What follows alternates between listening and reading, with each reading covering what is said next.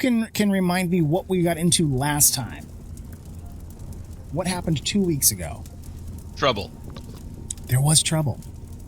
Of what nature was that trouble? Dangerous. It was dangerous trouble. Don't mess with the necromancy. Yeah, Alatar got his ass kicked by a rock. Leave graffiti alone. Yeah, there can definitely be some downsides to messing around with necromancy. Necromantic graffiti is not good for everybody. It can certainly have repercussions. Like anti-Viagra. Well, we can. Boop, boop, boop. We can. Yeah. So we definitely got into some trouble. Can anybody remember anything more specific? Was it that forgettable of a session? Or what? That was the fun part. We went to the Crypt of the Hellriders, found a whole bunch of people outside that we panicked for about 20 minutes. Mm-hmm. And then went through that, found the stones with all the names on it, which Alatar scratched off and got blasted across the room with. Found some notes for a Death Knight, and then killed some mummies. Talked to some ghosts, which I was still wrong about. Yep. And yes, giant vase full of mummies. Awesome. Well, I'm going to give Moon some inspiration for all of that memory. And I will take it.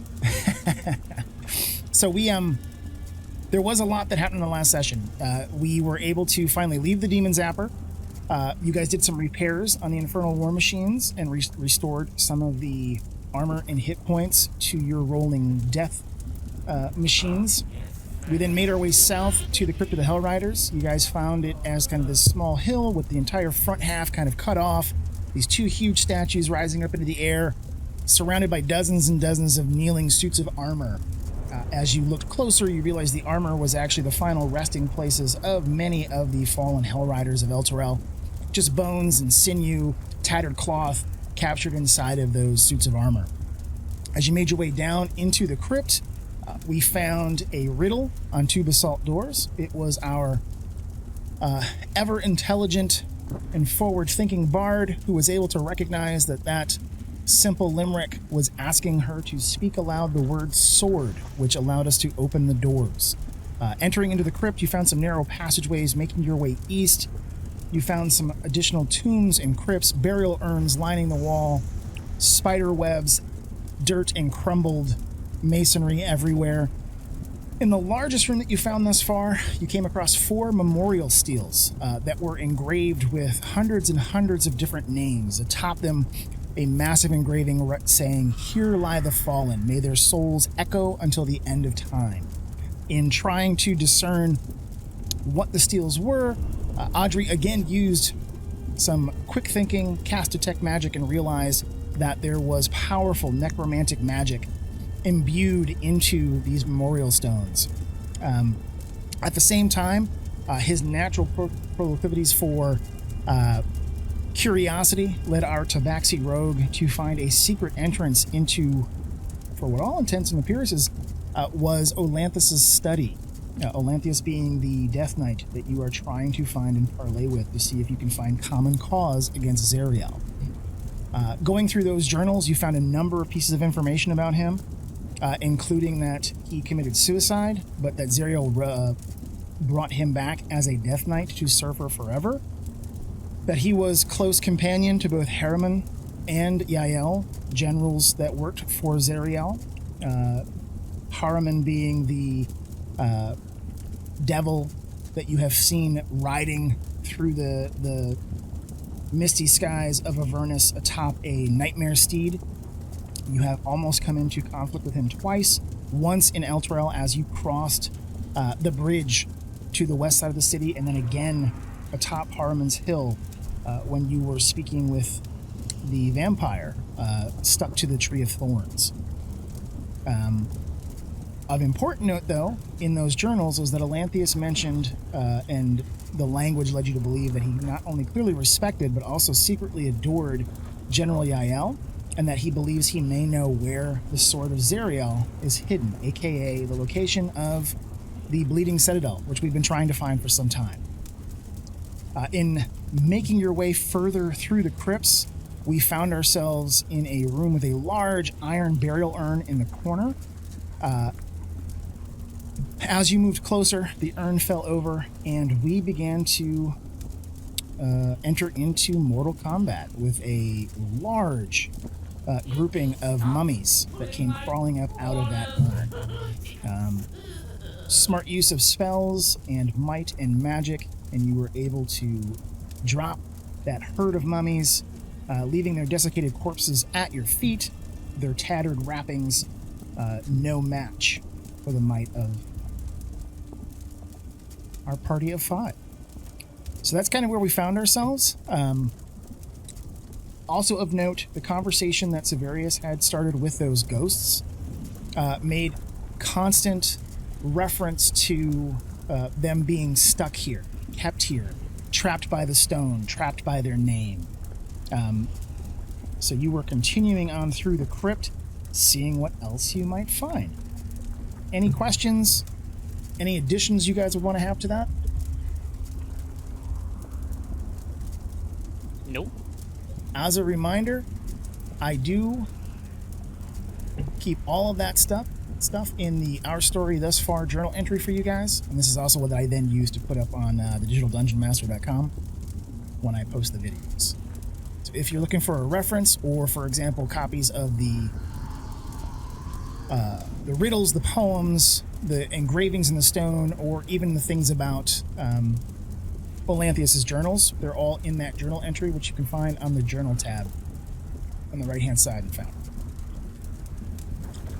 All right, I'm going to go ahead and get us back over into the crypt, and there is a brand new function here that I want to show you guys. I began playing with this as I was building out version 10 for us. But there is some cool new stuff that's going to help with all the Phat loots. So I know at the very end of our last session, someone had asked if we had checked the mummies over yet. We had not, but we can certainly do so now. And what you guys are going to find, if you search through them, is this. So, in continuing to use some of the and expand upon some of the modules that I was using, you guys should now have a pop-up. It says Crypt of the Hellriders, Mummies 8, and it's got 2 items there for you. As you dig through the mummies, you find 176 gold, and then you find in one of them some special markings on their wrappings. And as you dig through the corpse, you find a necklace of fireballs, and on the other you find a wand of secrets. So there are 2 recognizable, kind of oft-sold magic items that you might come across elsewhere. But if you guys are interested in those, we can certainly either add them to the bag of holding, or if anybody wants to lay claim to them, we can have that conversation now. Anybody interested in either of those 2 pieces? I mean, I will. Nobody else wants them.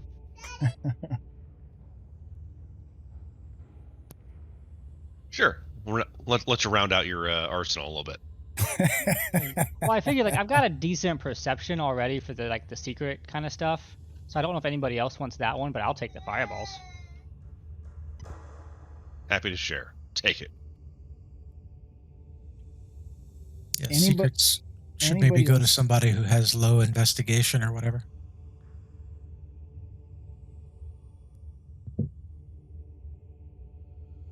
I will let you guys talk it out. I like the fact that I'm purchasing it. That makes me chuckle. I mean, it's gonna cost you. Oh, I'm sure. So does anybody else want that necklace of fireballs? Nope. All I'm moons. fine with taking it.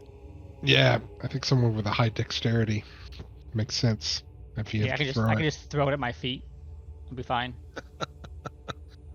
Yeah, like a magic bean. If you click on purchase or take on that, let's see what it does here. Well, I clicked take and it went to the right there in the chat. Gotcha. Oh, Let me go ahead and say accept. That should now be in your character sheet if you go look for it. Fancy. Nice. Crazy, it disappeared. And in terms of that Wand of Secrets, and just to, the wand does recharge 1d3 expended charges daily at dawn.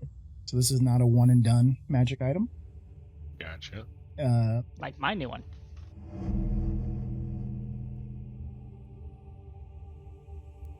Who wants to be our secondary trap hunter? I think it should be our bard. I'll do that.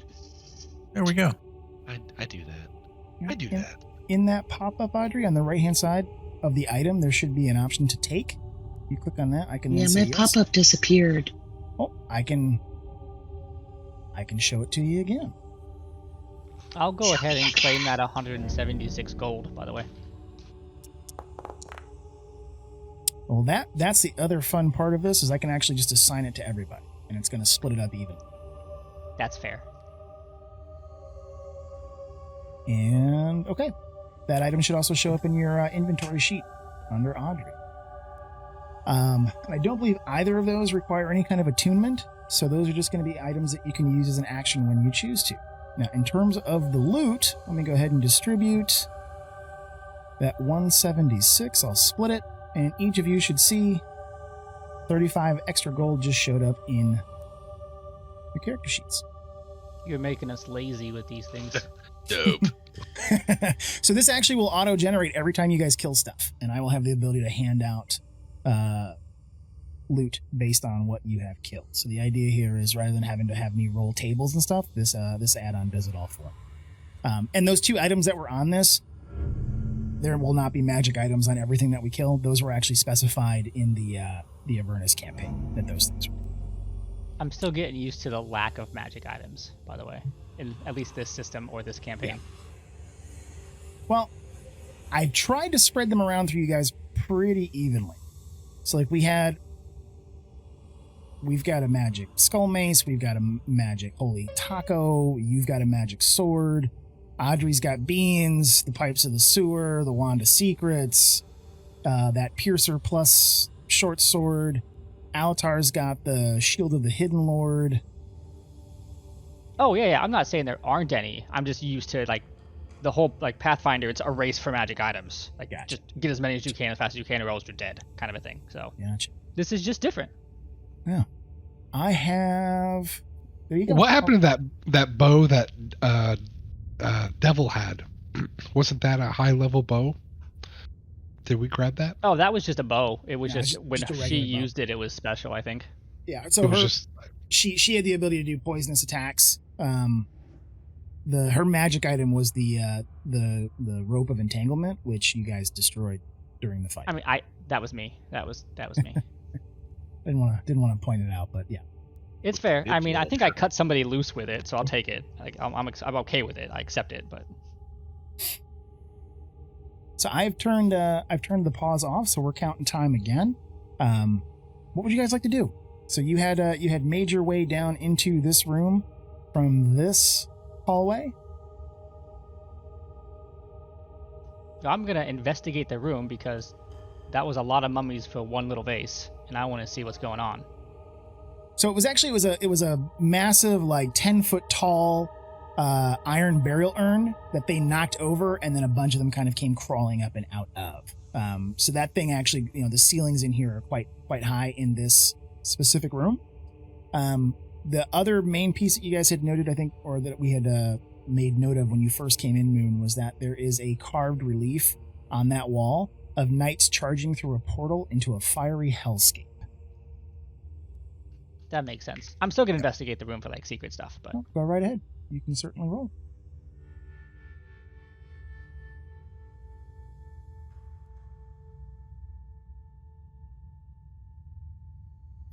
As you look around the room, you're not finding anything else secret or hidden. There was no hidden passageway or anything like that with the urn. It was just, the urn was just stacked full of mummy corpses at some point in time. And when Olin got close enough, and they could hear you, they chose to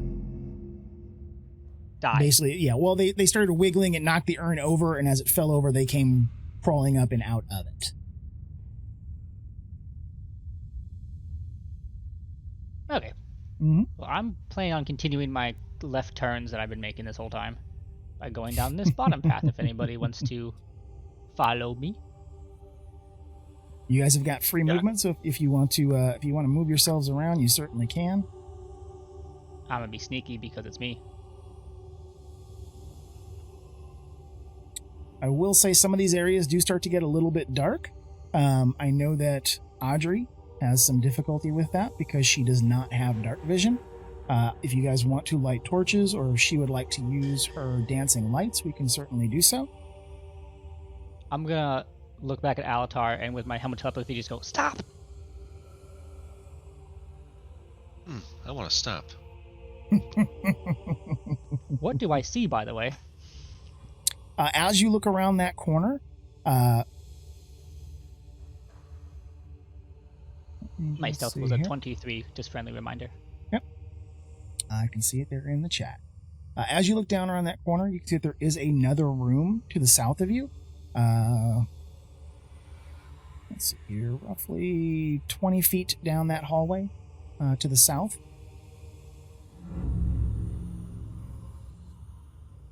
I'm thinking that, though.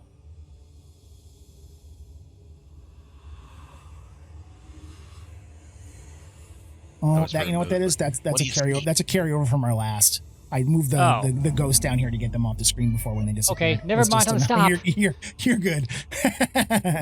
Yeah. So the hallway widens up, and as you look to the south, you can see that there is another room with some torchlight ahead of it. Retroactively didn't say stop. Kept going. Unstopping.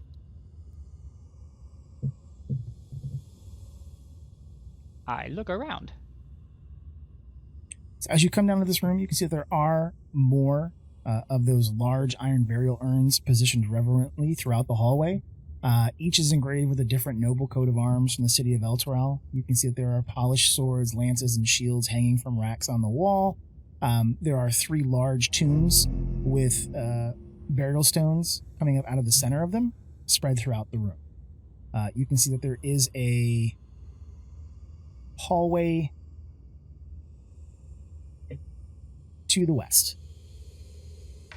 I whisper back, looks clear, and I start circling around the long way and searching for traps or secrets and stuff. All right. I'm going to have you pause there while we let everybody else choose if they want to catch up. Since we've got, we're making poor Audrey go down the hallway in the dark. That's why I doubled back and made sure she found her way. I have no lights. I'm guessing that Audrey is casting dancing lights. Let me go ahead and change over and add that to you. Where's dancing lights? There we are. So Audrey will start to bring the sparkles. Yeah, four globes of dancing sparkles moving around her so she can see more clearly.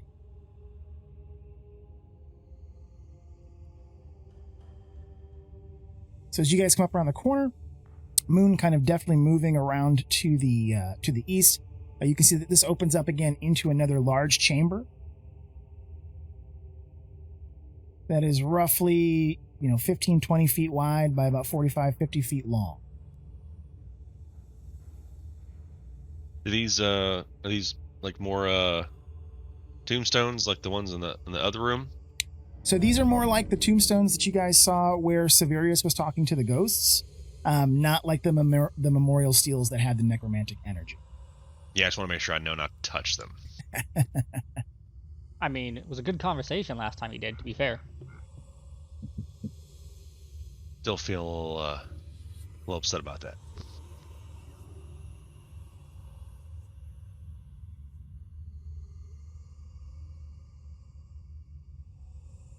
Let me do this here.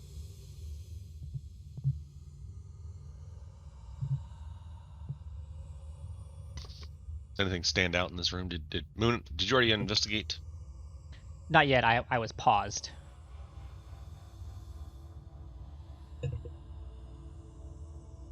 So if you guys, if you want to do searches, if you want to look around, if you want to check things, you can certainly do so. What would you guys Do like I need to do? I know last time you had me rely on my passive, but I can roll as well. Whatever you You want. certainly can.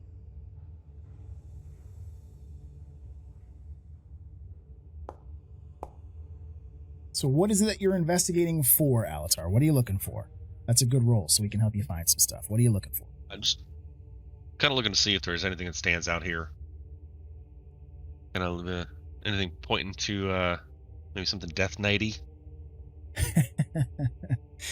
Nothing that indicates Olanthius' presence. What you're seeing here are more of those ancient tombs of the Hellriders. You can tell as you look around, you're seeing evidence of some of the same tabards and markings that you saw on some of the suits of armor outside and that you have seen on other burial urns and tombs here inside the crypt.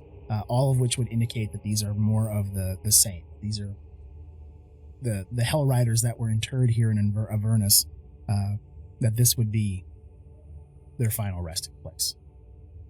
Turd. I'm looking for more secret doors and traps and stuff. Okay.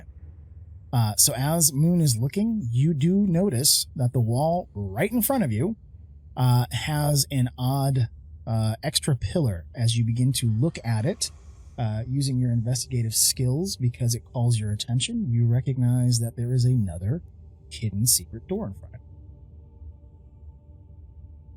you. Do I see how to open it? So as you look it over, you recognize that some of the stones look like they might slide either left or right. There are two specific stones, and if you were to slide them, it might reveal some more. Does my investigation check count the traps as well, just to be safe? So you would have to re-roll for that. As you the first one was okay. just see if you could find anything else. If you wanted to search for traps, you can certainly do so. Take that. Same roll. So as you That's gonna bite me in the butt later. as Moon is looking about, checking over the stones, you recognize these stones have not been moved in a very, very long time. You're not seeing any scratching or markings on the stone themselves. But in looking at it, kind of clearing away carefully some of the cobwebs, you're not seeing anything that is making the hair on the back of your neck stand up. There's nothing here that indicates that there might be a trap. Then, with the tabaxi curiosity, I slide the stones. Okay. As you do, they open up and reveal that there is a lock present underneath the stones. Oh, now I have to remember how to use thieves' tools. It's been a while. Can I just click on them? I can do this. And you should be able to click on the gray die on the right-hand side in the chat, and it should roll. And that gives us a 12. That actually will be high enough. The DC on this was a 10. So with that 12, even though you rolled low, your skill is very, very high. You now see that there is a unlocked door directly in front of you. Oh, I'm not doing that. Hey guys, I found a thing. Anybody with magic look thingy? What do you got over there? You come look. Come on and take a look, buddy. I'm gonna stand here and say this is out of my domain. Is it a door? Oh, it was a door. Now it's opened, and then there's some stuff on the ground that I ain't touching. What's it look like? Well, how about you come take a look? You could go about, I don't know, 5-10 feet maybe in the room without touching it. Oh, I see what you're talking about. There. So as you the two of you that can kind of see clearly through the door there, Alatar and Moon, what you see ahead of you is that there is this ankle deep kind of pulsating mist flowing through the room. Slowly it parts to reveal that there is some kind of ritual circle on the floor itself. If you wanted to know more than that, you'd have to move closer to see it. I defer to our magic users, which is everybody but me. All right, Severius, as you walk inside the room, what you see in front of you is that there is a ritual circle pulsing dully in red on the floor in front of you. What would you like to do?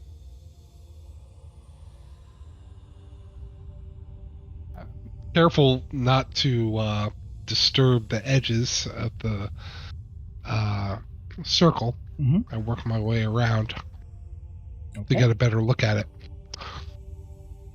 so I can let our hesitant sorcerer in to take a look. Let's see. What do you think of that, Alatar? What do you make of this, Alatar? Olin? Would this be an Arcana or investigation? I'll let you choose either. You can choose what you want to roll, depending upon what you're trying to figure out. Oops, that was too many. But they're the same one. That's awesome. So many 25s. Rolls with advantage and gets a 25 either way. Okay, so here's something new and fun, guys. As you disturb the ankle-deep mist, it parts to reveal a ritual circle daubed in blood on the floor. Hundreds of slivers of parchment are arranged within it, each tiny strip bearing a name written neatly in blood.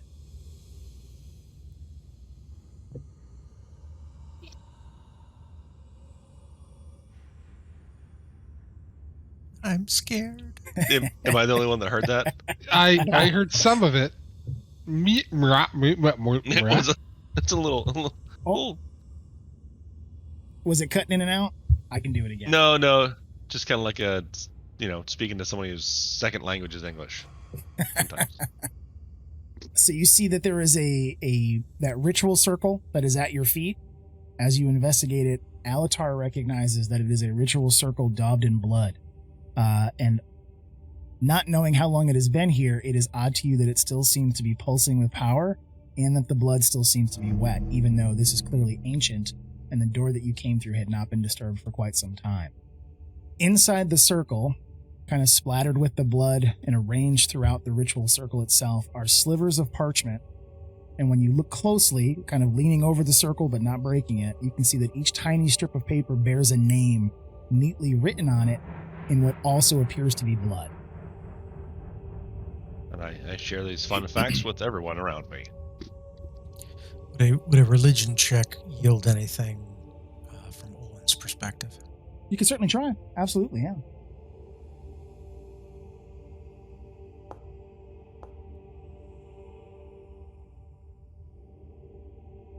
Okay, so as you do your religion check, kind of looking it over, calling upon Moradin, asking him for guidance, you suddenly receive a very clear message, tinged with a hint of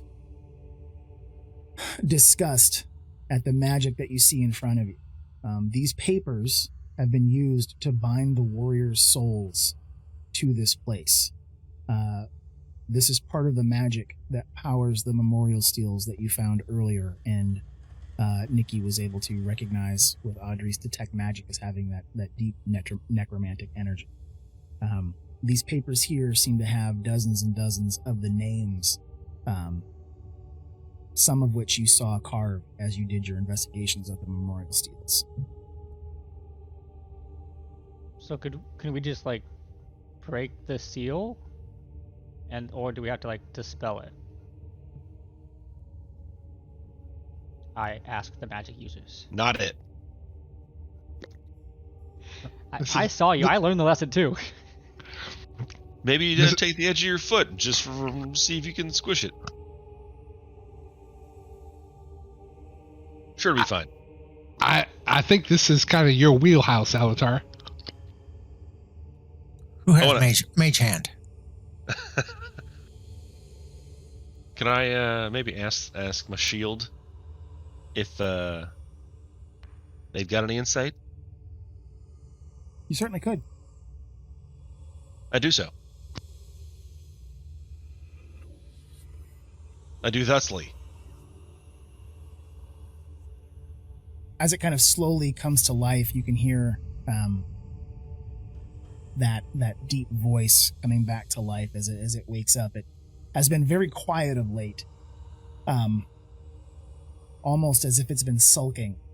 But as you kind of turn the face of it, that weird kind of a anthropomorphized face carved into the front of your golden shield, it's almost as if the eye slits open a little bit, some red glowing energy seeping out of the thin slits, and it looks down upon the ritual in front of you. Do you mock me? Do you show me another's prison when I am stuck in my own? I care not for the souls lost here. Free me. And then it kind of quiets down and pulls back away from you. It is very clearly not happy with you of late. Can't win them all. Hey, Let's ask if it recognizes whose prison this is. Hang on one second.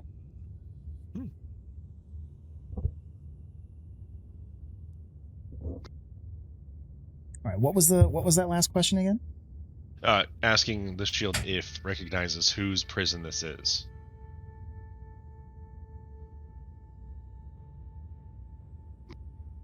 Some lesser creatures like yourself.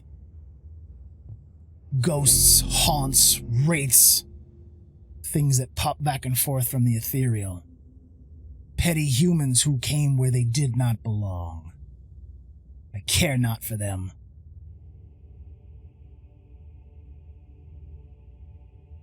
I kind of explained to the group that the Hidden Lord is saying this is some sort of prison for lower level elements, ghosts and wraiths and whatnot. So the ones that are trapped here, maybe? All the souls of the Hell Knights? Is not feeling very talkative. Can't get really any good details. Hey DM, question for you. Yeah. How many beads are on my necklace? I want to say I'll say but 4. I know it's 1d6 plus 3, but it doesn't actually tell me how many. I want to say 6. If you want, I can just roll a d6 and add 3 to it. What? The necklace of fireballs. It's 1d6 plus 3 beads. So how many uses I have of it. But I don't know how many I have. I thought it was 6. Yeah, go ahead. So, yeah, whenever you want to use it, roll 1d6, and we'll add the 3 to it, and that's how many total you'll have on it before it's expended.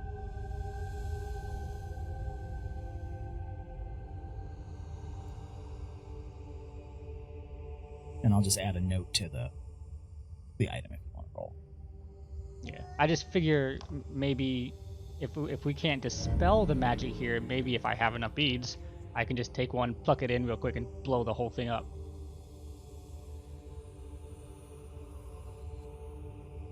Assuming that would work. There's only one way to find out. I'm gonna leave the room. Well, I'm not going to do it right this instant. I'm presuming we can't dispel it, correct? You know, they say curiosity killed the cat. I mean, you guys tell me what you want to try. And we tried dispelling the spell. That's up to you guys. You guys have dispel magic. Does someone have dispel? I don't. I do. Yay! I say we go with that option A. So you want me to dispel the scrolls? Or the whole circle? ritual in general, Circle maybe? holding them. Yeah. Okay. I'm afraid to step into this and die in this fiery explosion of death. I love that everybody's just leaving the room. Everybody out, and then I'll try dispelling it.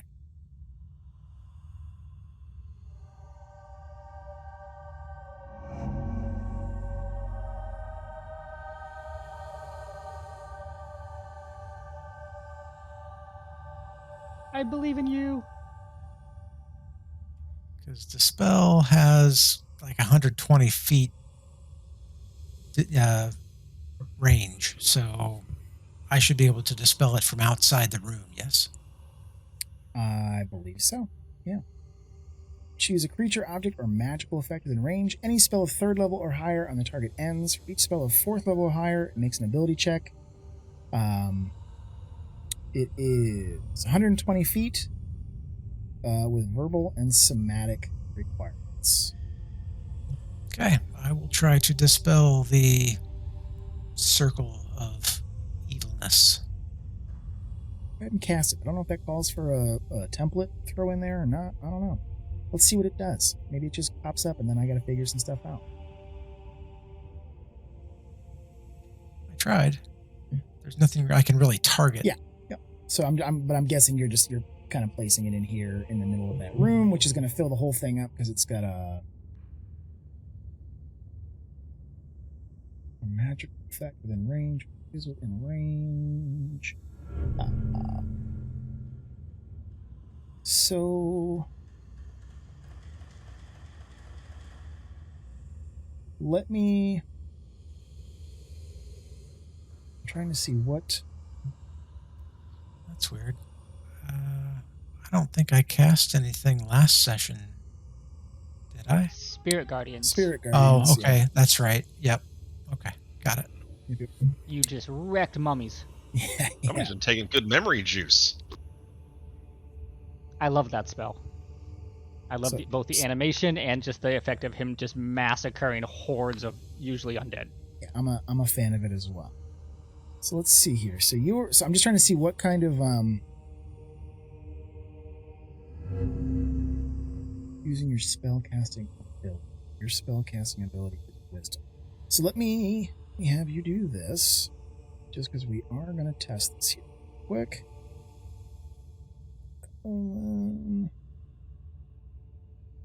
It's going to be that. And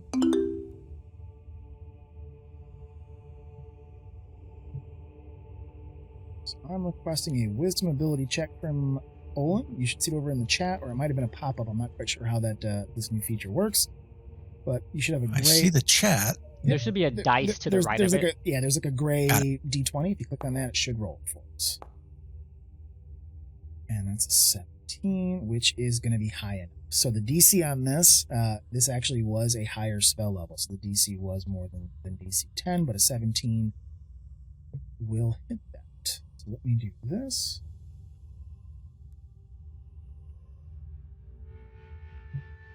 And remove that. And that.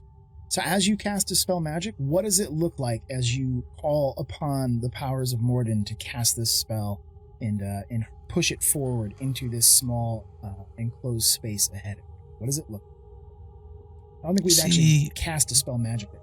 So what does the effect look like? You see sinuous golden streams leave Olin's fingertips and kind of snake their way toward the ritual circle and kind of envelop and constrict it, and it diminishes until it disappears. Gotcha. So the light and the ritual circle itself both disappear, laying inside the room, which you can just see with some of your dark vision as you look ahead, Olin. You can see that the papers are still all over the floor, but the ritual circle itself is gone. Papers. Nicely done. Gotta go get the papers. Get the papers. Go back in. I'll cast Divine Sense. See if I pick up anything. Fireball. Is there any leftover magic? Residual. Let me just check something here from where you are. I think that's Bia. So you don't sense anything directly in this room. You do note that about 50 to 60 feet, because it's going to be right at the edge of your divine sense, you get the feeling of very strong evil necromantic energy. All right. So it didn't have anything to do with the pillars, I don't think. I'll pick up the pieces of paper. I'll help because I think you said there's hundreds of them, right? Yes.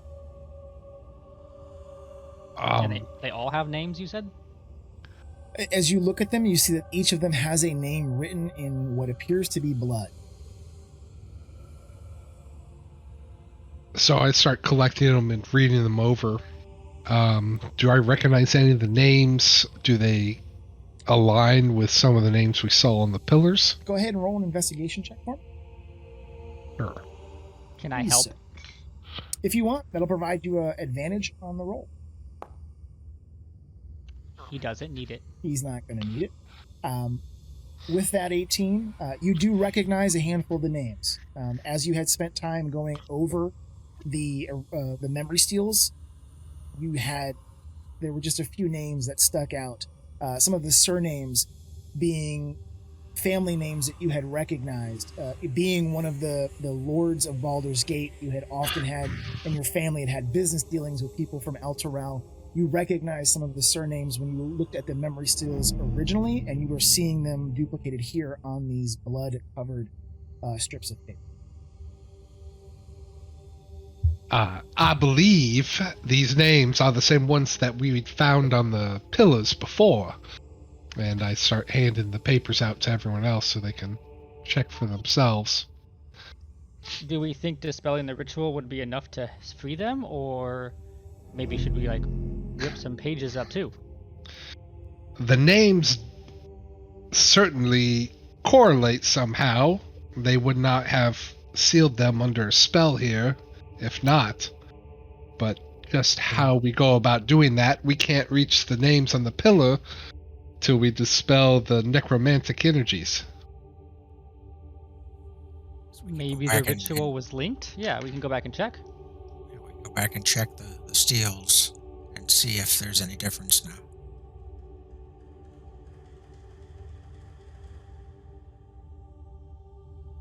Let's go take a look. So do we need to move our tokens there? If you guys want to wait a second, I can move everybody over real quick. Make the Scooby-Doo travel noise. I was almost there. For the sake of expedience.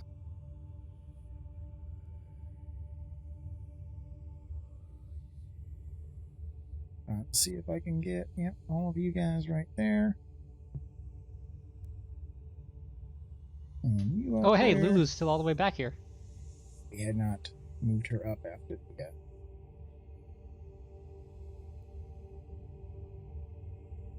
I love the fact that you put those two in the necromantic aura. I think it's actually more than just the two of them. I pulled everybody kind of at the same time. There you go. Okay, so everybody should be back over in the room with the necromantic memorial steels. And it appears they are still necromantic. Or I guess we probably don't see that anymore, do we? Yeah, I'm just kind of leaving it up because you guys know that it's there rather than making out and burn another detect magic slot. Can I find a name from one of the papers I have with enough time to search? Certainly. Go ahead and do an investigation, please.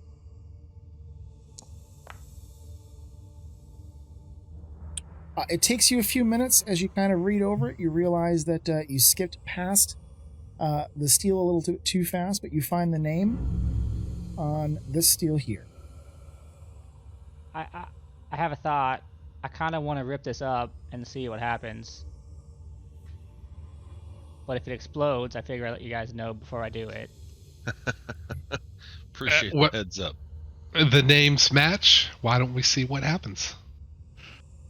Do y'all want to stay? Olin doesn't. Does anybody else want to leave the room before I rip this up and see if it explodes? Yeah, past experience tells me I need to give you a little space. Don't go too far, Olin. I may need you to heal me. I'm here. I can heal you.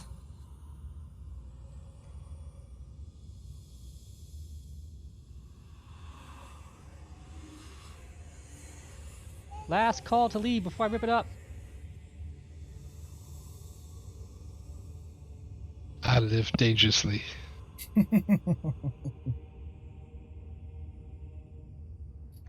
All right, since he's gonna stay, I rip up the name and prepare to die. As you tear up the sheet of paper in your hands, you hear this kind of whispering susurration enter into your head, as if it is a voice taking a deep breath, letting it out in a sigh. And as the paper is torn a second time, you can hear it just very, very briefly in the back. Free. And as you look forward on the steel, there is a flare of green necromantic energy that then turns black, and the name that was carved into the stone turns to ash and then drifts away as if there's a silent breeze that comes through the room, and the space where its name had been carved is now flat stone. And I'm not dead. And then the fires of Zariel's heaven break down upon you from above. You are not I dead. already called You are- BS. He's you not. are- you are Zariel's in not dead, hell, sir. not heavens. All right. Well, I wince, look around a little bit, and go, "Oh, hey, this works. Let's rip them all up." I'm sorry you've summoned Tiamat. Stealth. I keep ripping up pages. With each of the different pages that you rip, each of the small slivers of paper with the blood-written names on them, over and over you hear that whispering wind in your head. And it's not something that anybody else around you hears unless they begin to tear the slivers of paper as well. And with each of them, you hear just that final breath of free, released. And as each of the papers, you tear it and drop it to the ground, again, there is that brief flicker of necromantic energy that goes from green to black, and it's as if ash washes off of the stone, and where it was once carved, you see over and over again these blank spaces beginning to appear on each of the steels around you. As you get through all of the names that you accumulated from that room, you tear the last one expectantly and look up and realize that there are still many names checkerboarded and scattered along the steels that have not been erased. Can we tell what roughly percentage of them are left? I would say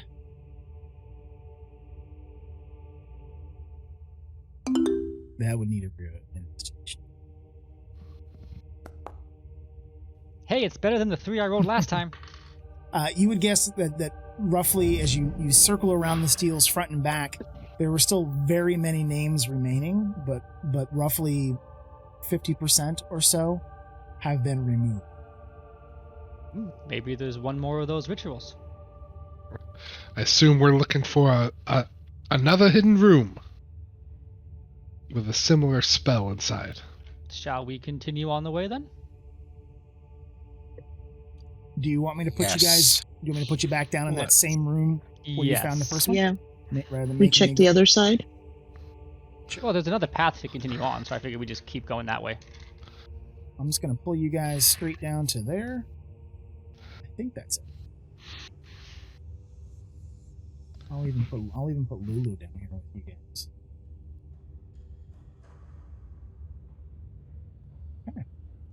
Okay, looking for another bloody ritual circle. I am failing at these checks now. La la la. I'm skipping down the hallway. So Moon goes stealthing down the hallway. Trips over a rock and face plants. Oh, he thinks he's stealthing. As you make your way down this hallway, you come into another funerary chamber. You see that there are 2 more large funeral tombs in here, covered in those burial urns, very similar to what you saw in the previous rooms.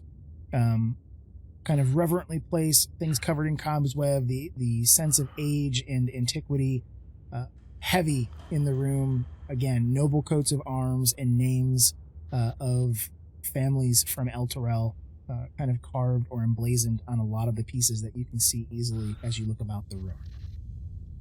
Just for the record, I took 1 step in while you were talking, Mhm. saw Lulu's character, and went, "Oh shit! Oh, phew, okay."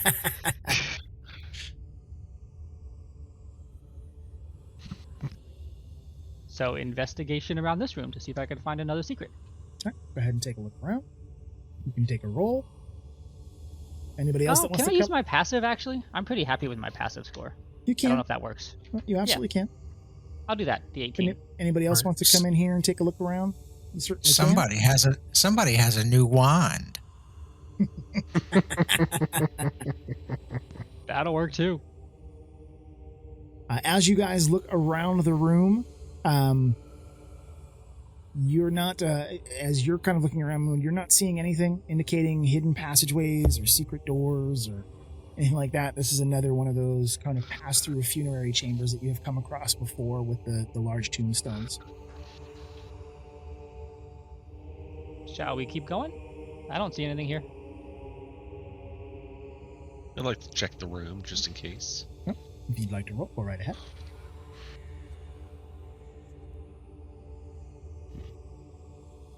So describe to me, what does your investigation check look like? What are you doing as you investigate? Well, Eyes only, knowing hands on, moving things around, searching for cracks. What exactly is Alatar investigating? Audrey takes some crop dusting, but maybe I'm just since I know that Moon found it. There've been hidden doors. Maybe I'm like checking walls and eyeballing corners and stuff. Okay. As you are doing that, you don't find anything secret or hidden, but in the corner in front of you, coming up out of one of the burial urns, suddenly in front of you, you see this kind of glowing...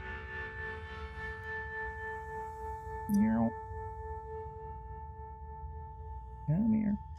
Kind of glowing blue figure. That's what it's... I don't have them selected. Interesting. I'm not sure why it's doing. One of the token magic is not working. But you see this figure kind of comes rising up out of the burial urn in front of you. Again, kind of covered in that similar armor that we saw outside. And as it rises up, you hear that voice echoing through the ether. Who disturbs my slumber? Why do you awaken us?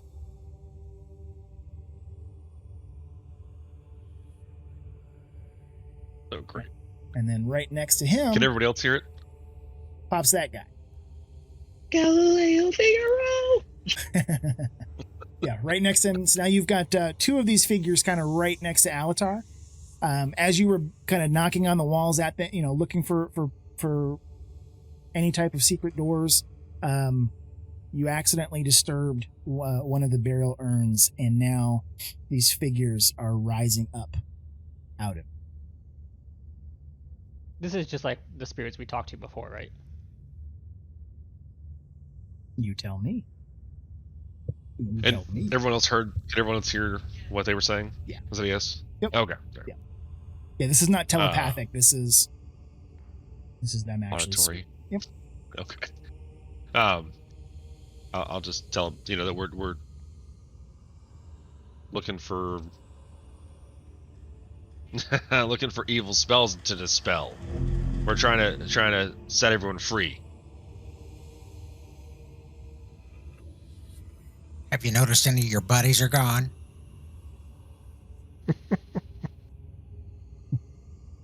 That club's only at 50% capacity now.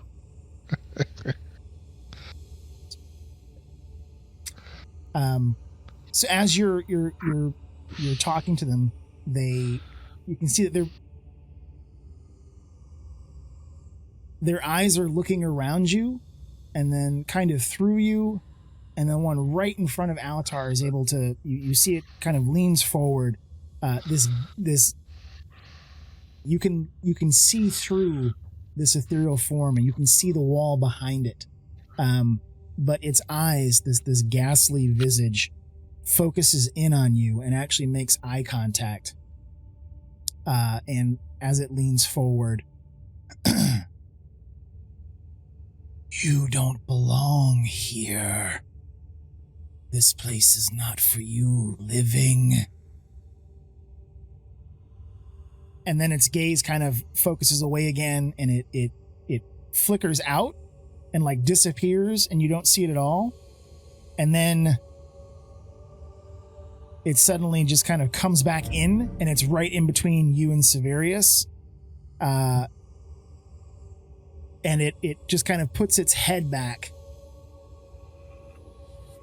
Set us free.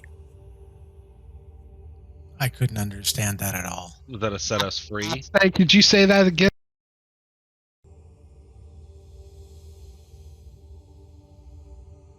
Can you guys hear me? How about now? Is that a little bit better?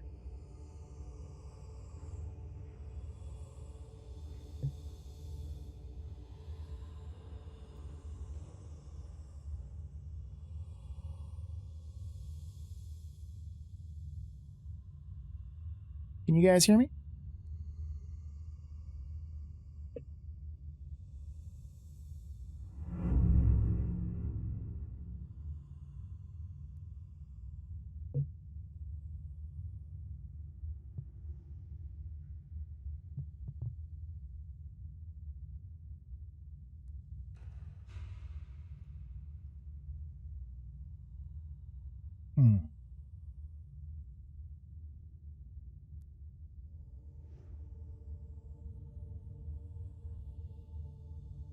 Can I hear myself? I can't.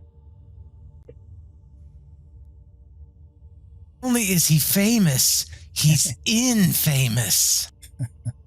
Can you guys hear me? Yes. There he is.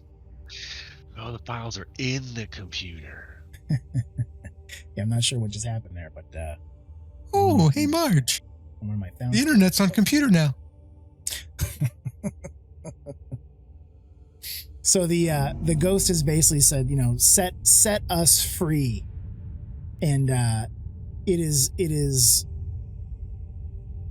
kind of flickering in and out of the space that it's in. So one moment you can see it, the next it's completely gone. And it's almost as if it's just kind of popping up around the room in different spots. This odd, wavering image of a fallen warrior. And as it kind of flickers out for the very last time, you just hear this scream of agony that just ripples and echoes through the stone hallways of the crypt around you. Oh, that's good. I don't like the sign of that.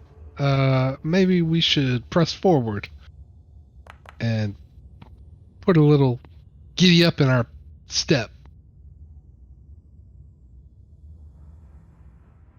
And I detect knots.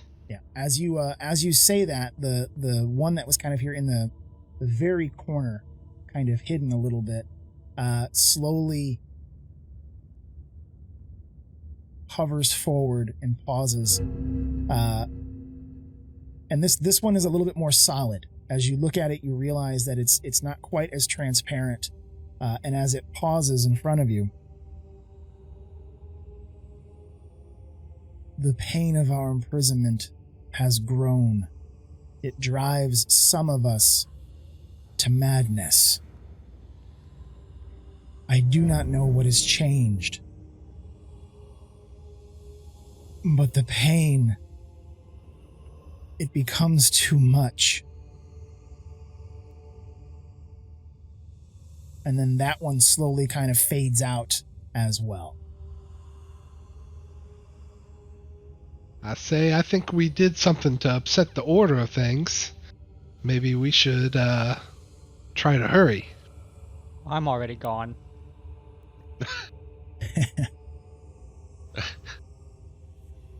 Just the two of us. I am detecting thoughts ahead of me, because I forgot I had that for a second. You are not detecting anything within the range of your helm of telepathy. As you come around that corner, you can see that there is another room with torches lit. Again, another set of the funerary chambers that you have come to recognize throughout the crypt thus far. Tombstones, burial urns, carvings or reliefs in the wall showing various stages of a massive mounted ride of knights in full glistening, gleaming armor on these giant white steeds, their flags flying as they charge toward this fiery portal filled with smoke and ash that the knights are riding towards.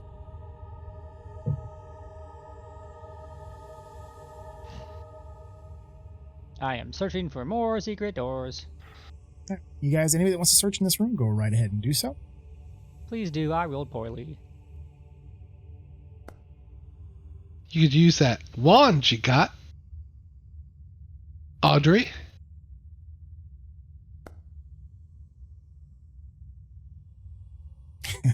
Severius is trying to intimidate you into using that wand. Use it! Use that fucking wand! It recharges?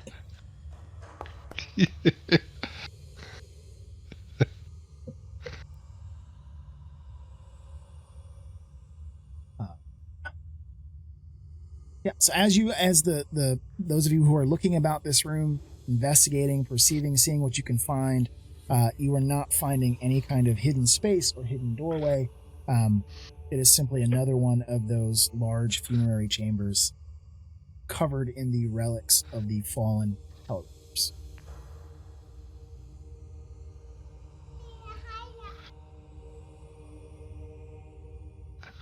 Should probably press forward. As you come up around this corner, Severius and Moon, as you look about you, you can see that there are some areas here with those same caskets that you have seen in some of the recesses in the other hallways earlier in the crypt. These large iron burial caskets shaped like suits of armor, each with a single healthy-looking bright red rose resting in their hands or on their shields. Still not touching that. Hmm. I'm just going to rely on my passive skills, I think, right now. I'm rolling like junk. Obviously, they're made out of silk. Fake. Let me have you pause for 1 second there. I know I'm going to pull Alatar up to just behind Olin as you guys are moving forward. As you are going down that hallway, Moon, you recognize that there is something different about this small archway, where the other ones have those iron burial statues. This one does not. It just has a red rose on the floor. But there's no iron casket. There's nothing there. I try to avoid touching the rose, but I take a look. Okay. As you do, you realize that there is something odd about this wall. Is it similar to the last door I found? It is. It is. I won't even have you roll an investigation check. You would recognize it almost immediately. Oh, I don't get me wrong. I'm still going to roll for traps, but... I give him guidance. He doesn't need it. You recognize that it is another secret hidden door that does have, again, those sliding bricks As you check it over, you don't see there any sign of traps. Is it locked like the other one? It is. Want to pop that thieves tool thing up for me again then? I can do that for you, sir. Would the guidance still count for this if I roll horribly? If Olin actually wants to go ahead and get, I can guide you again. I got it. It's cool. yeah, I just keep tapping him on the back of the head, Olin water torture. flicking his cat ears. I look back at Olin and go, "You're up, buddy. Found it."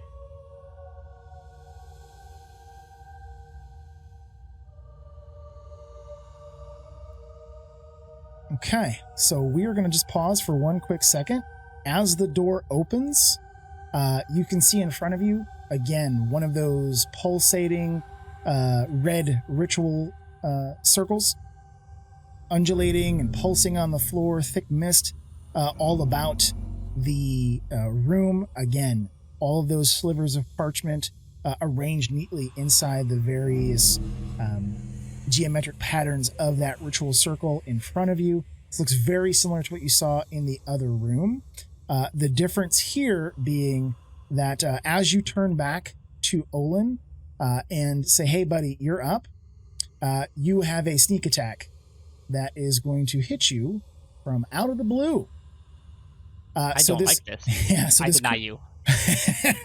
So out of stealth, popping up in that doorway, you see a figure. Wow, it rolled good. It certainly did. It looks like this. Oh, damn. Hovering. I'm unhappy. Hovering as it pops. This is you said you wanted to use your passive, my friend, and it rolled very high. Yeah, well, my passive perception was 21. I thought that was going to be good. Yeah.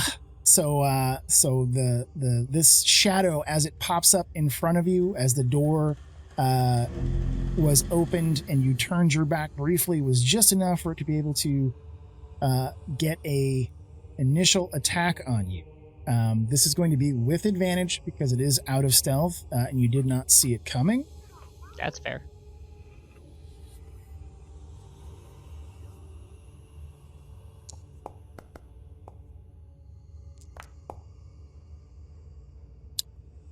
So it is going to hit you for 15 damage. I see you're going to have that. Excellent. That'll cut that down to just a 7. I will, however, you did take the necrotic, so I need you to roll a. Actually, I'll roll it since it's my attack. I'm going to roll a 1d4. Your strength is reduced by 3. So that's not good. I don't have any of that to begin with. So your strength is now a 5. And I'm just going to modify it temporarily in your sheet, but it'll affect any rolls that you have to do after that.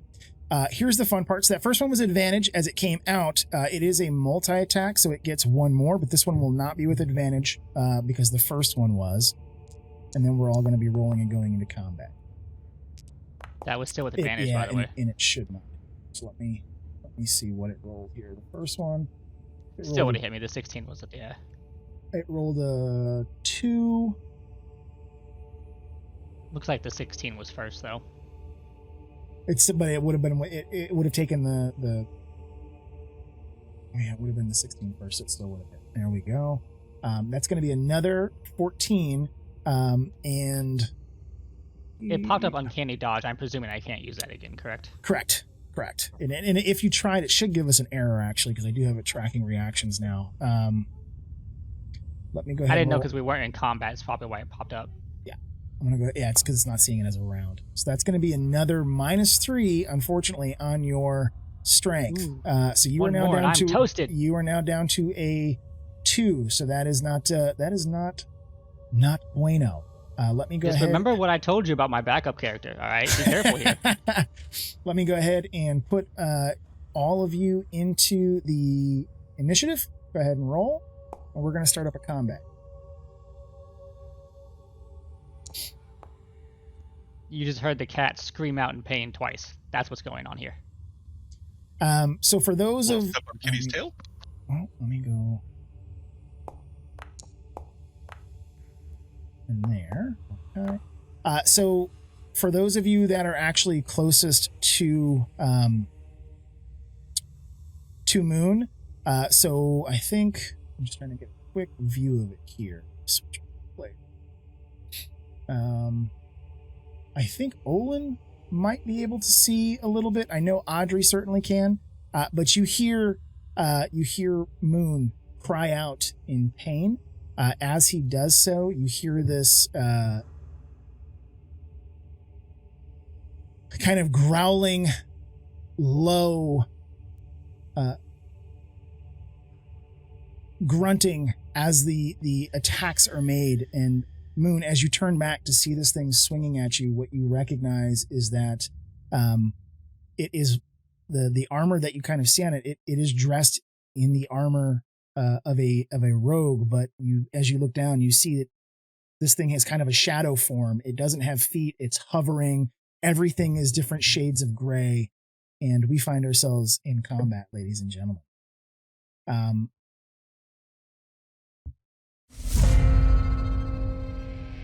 So Moon, you actually came up first with that after its initial sneak attack. All right, reflexively, I'm going to stab at it once.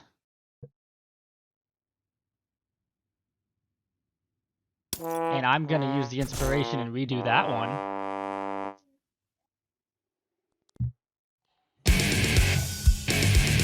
Ooh. Nope, not happening. Yeah, I blasted my ears too. Yeah. Sometimes when it changes over automatically, it like cranks for some reason. I'm not sure why. Okay. I'm going to burn that inspiration you gave me already. Okay. Because this is a bad time for that to happen. Let me do... Yeah, go ahead and re-roll it, and I'll just remove the inspiration off of your character sheet. Oh, ooh, that was close. So that is able to hit.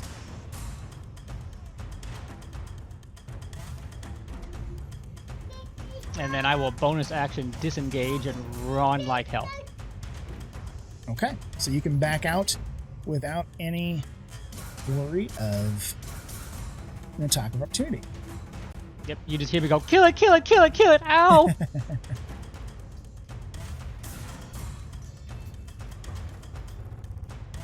That is going to bring us up to Audrey. So directly in front of you, you can see this strange, shadowy, roguelike figure. What would Audrey like to do?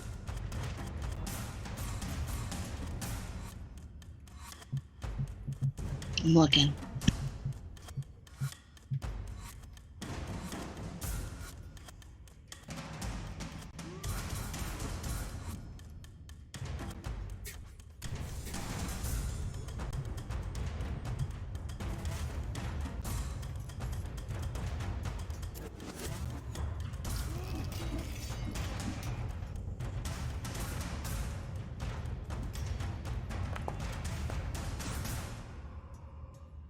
Unfortunately, that acid arrow is going to be a miss.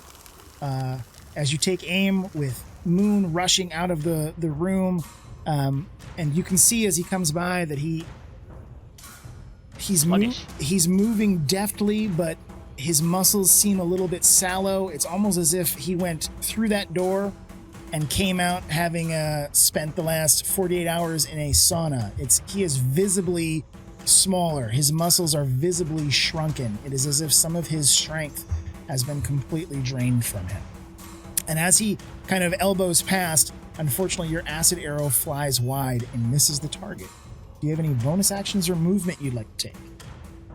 Yeah, I'm gonna step out of the doorway.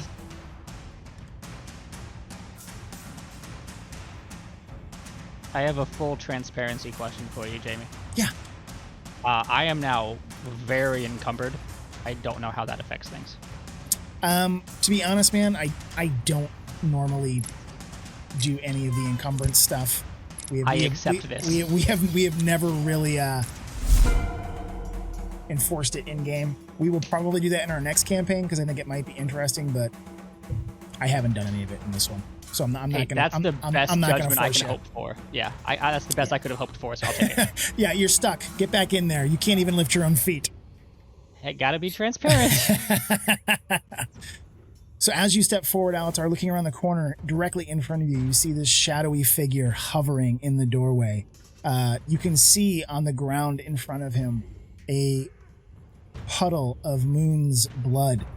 What would Alatar like to do? This is what everybody was talking about. I want to attack it Fireball. with an Eldritch Blast. You should attack it with 2. Gout of flame from the shield. That is going to be a hit. That is also going to be a hit. Pew pew. Take that. How about you? Any additional bonus actions or movement that you'd like to take? No, I will. Well, actually, I'll kind of scoot out of the way as well. Make room. Make way. So we see Alatar move forward, step into the doorway, looks in and goes, "This is it?" Fires off 2 Eldritch Blasts, the walls lighting up with the undulating purple energies as he calls forth on his patron to empower his blasts. 2 of them go rocketing down the hallway, and you could hear the impacts as they connect into this amorphous, shadowy creature in the doorway. He then steps back, and that brings us up to everybody's favorite tiefling paladin, Severius. What would you like to do? Can I get by Olin here? You can, so it's just going to cost you twice your movement in that square. So if you want to go through, it's going to be 10 feet of movement as you cross over. Yep. Okay. Olin hugs the wall. All right. I shoulder by in my plate. Yep. And move forward. Normally, I don't charge you guys extra movement and that kind of thing when we're out in an open space because of these kind of tight hallways that we have in here. If it was in a room, I wouldn't make you do that. I would just say you could kind of move through that 5-foot space. But in the tightened hallways, I'm doing difficult terrain when you're crossing over each other. But you had more than enough to get up to that point, so you can see this figure directly in front of you, kind of shadowy and floating in the doorway, that ritual circle behind him in the room. Do I have any idea what it is? Do I recognize it? You could try and do some kind of a Arcana. Would that take my insight. turn? I would say if you're trying to find out some information, that would definitely be an action for the turn. You could still do a bonus action and movement, but if you're trying to identify what this thing is before you attack it, I would certainly say that would be your main action for the turn. Okay. I'll just go ahead and attack. Okay. And I'll take a swing with my trusty mace. And does not have an item. It says my control bar is not equipped. I'll try Try it from within the sheet. Yeah, I'm gonna do that. Yeah, I think sometimes after I re-import your character, sometimes we gotta recreate those macros. So as your mace swings forward, you can see that it connects. But you notice that that flare of necrotic energy from the skull head of the mace as it connects does not seem to flare as brightly as it normally would. I'm gonna throw on a smite on that too, a divine smite. Go for it. Okay.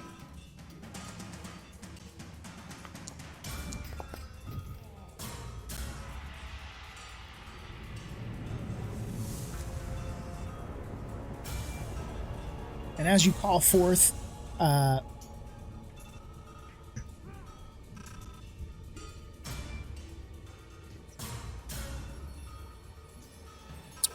Did I do that right? Yeah, you did. Yeah. You did. Okay. I was just looking at the. I was making sure that it did something correctly. So as you call on your divine smite, calling out to your god Hor, asking for additional strength of arms and the power of your faith, as the radiant energy of the smite seems to encase the head of your skull mace, completely blinding out the normal green necrotic energy glow that it has. And as it glows forth this blinding white light, you can see that that strike does more damage than you would have expected against this creature of shadow. It actually recoils a bit, and you can see that it shrinks into itself as your divine smite lands on it. Not surprised there. All right. I'm going to cast Branding Smite for my bonus. Okay.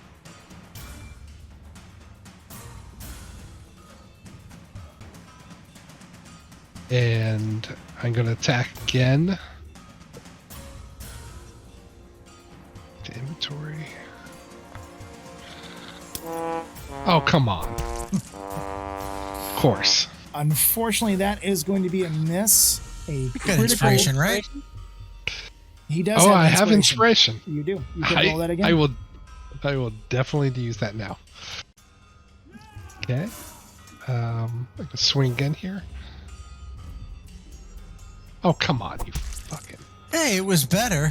Yeah, it was At least you're not rolling on a crit. I mean, you did 100% better than last time. Unfortunately, that will not require you to roll on the critical fumble table, but that is going to be a miss on this shadowy creature in front of you. So that is your attack, your extra attack, your bonus action, and some initial movement. Do you have anything else to do on this turn? Can I disengage, or will I take a hit? You would take a hit. So disengage Okay. requires an action. Unless you're me. Unless you're a rogue, yeah. Unless you've got that as one of your fun times. That is going to bring us to Lulu. She is going to take one look at Moon and feel awfully bad for him. So she is going to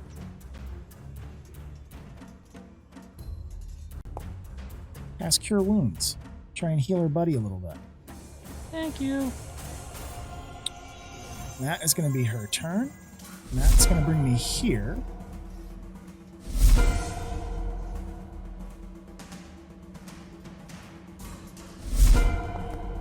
We're going to do that. I don't like Perfect. that. This thing is going to...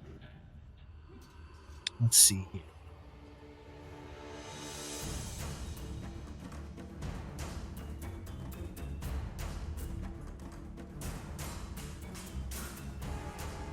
Okay, it is going to immediately attack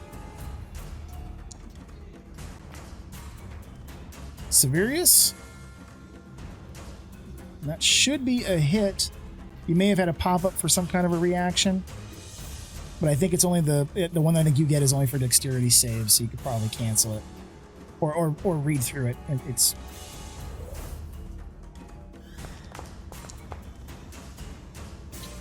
that is going to be a hit. I need you to roll a Constitution saving throw for me. You should see it also in the chat. If you click on the gray die on the right-hand side, it'll roll it. I think your concentration is going to be good. You succeed, so you're not going to lose your spells. However, because it did hit, it's also going to do this. You are going to lose 4 points of strength. As its blade sinks in, it will attack again. That one is going to be a miss, however. So as it steps forward, it initially recoiling from that divine smite, the radiant energy rippling through it, it hisses at you, lunges forward with its black shadow-like short blade. It digs through a gap in your plate armor, slicing along your ribs. You can feel it drain the strength from you as it does so, but its second attack with its smaller blade bounces off of your shield. As it hisses, stepping back from you, it then disappears from in front of you. Let me do this.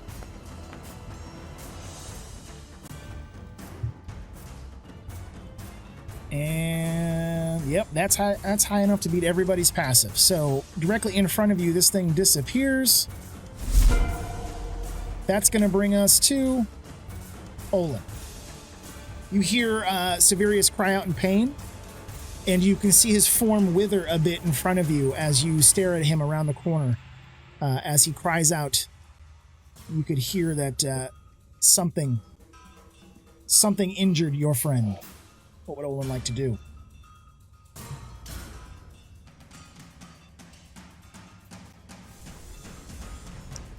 So it disappeared. Yes. It's almost like this thing has rogue abilities. I like it even less now. Ouch.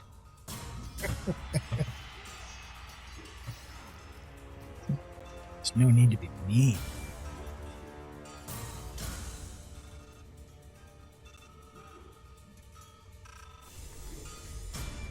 Shit.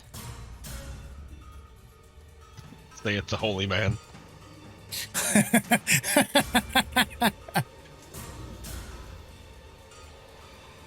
Arden's beard.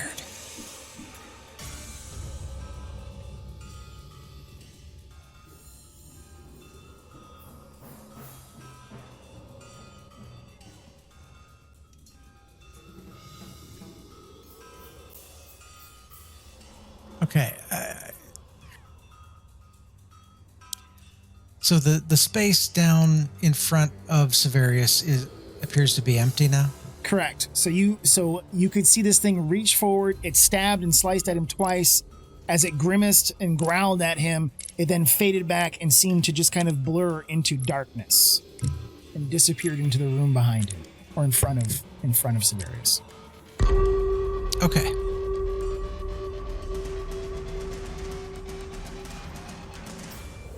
What I'm gonna do, I am going to cast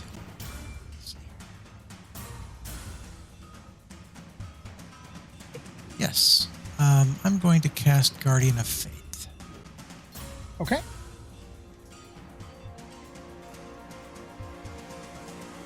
What the heck is that? I don't think we've used it before. We have. I used it once before. But that space looks to be empty. Oh, that's the Spectral Guardian one. Yeah. So I'm going to put Guardian of Faith right there.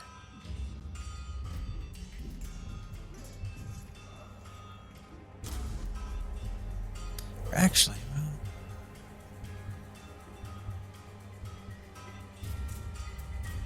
how about right there? You can certainly do so. Let's. If you cast it, what does it do? Let's find out. Does it give us a template? It's the one where it is the big boy guardian, and he hovers. Yep. I just don't remember if it gave us like a. It's because it's when anything comes within 10 feet of him or something like that. Yes. Big boy like hamburgers? And big boy like hamburgers. Yeah, he's holding. It's like a spectral, golden big boy holding the tray. It's a Bob's Big Boy glowing. Yeah. Golden. You know I'm going to make that token. Yeah, a large spectral guardian. Clicking on the die next to Guardian of Faith is doing nothing. All right, so let's just go ahead and you know what? I will say that you have. I do that. It doesn't do anything there. Okay.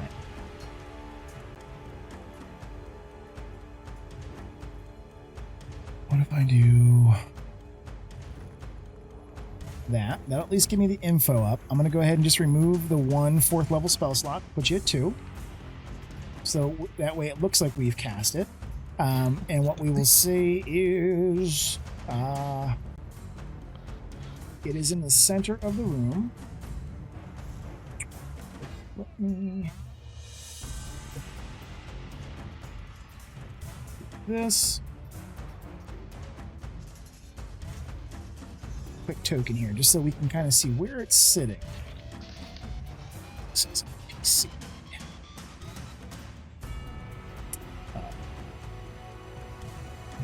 of faith.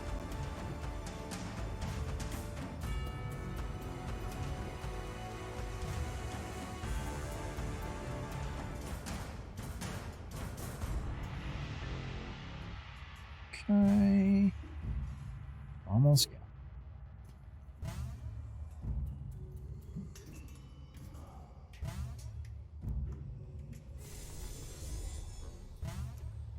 And he goes right there. So in the center of the room is where he will be, and within 10 feet of him is when the it's on their turn, correct? Remind me if I'm remembering this correctly, Olin. It's on their turn. They have to do the checks.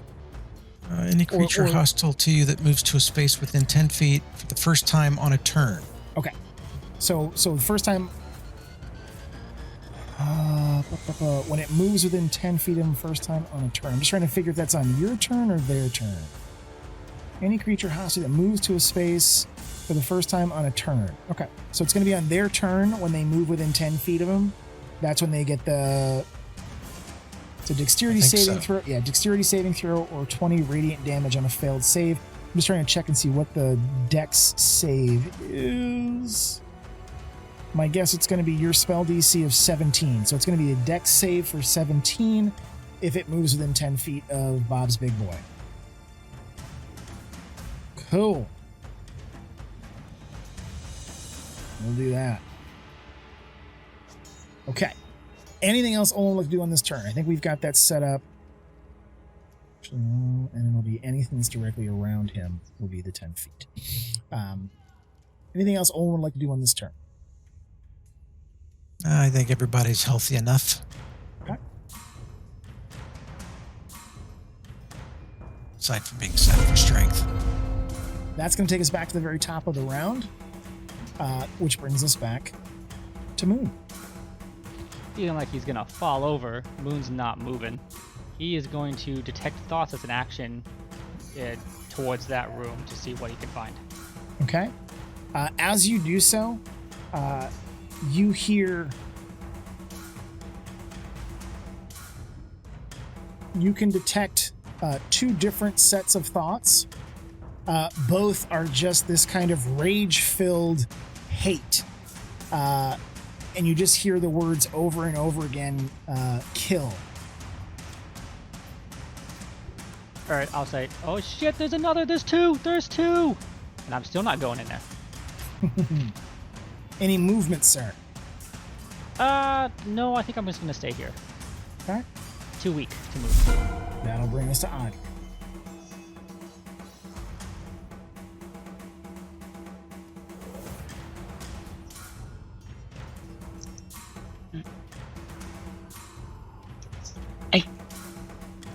I can't see him to target.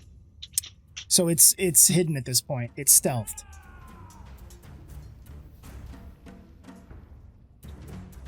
It has disappeared from sight. And at this point, Olin and Severius are kind of blocking the doorway into the room.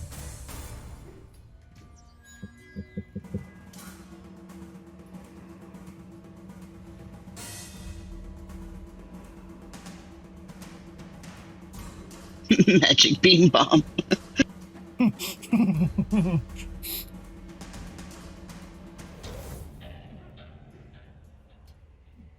Hold on one second, I'm having sheet problems. It's okay.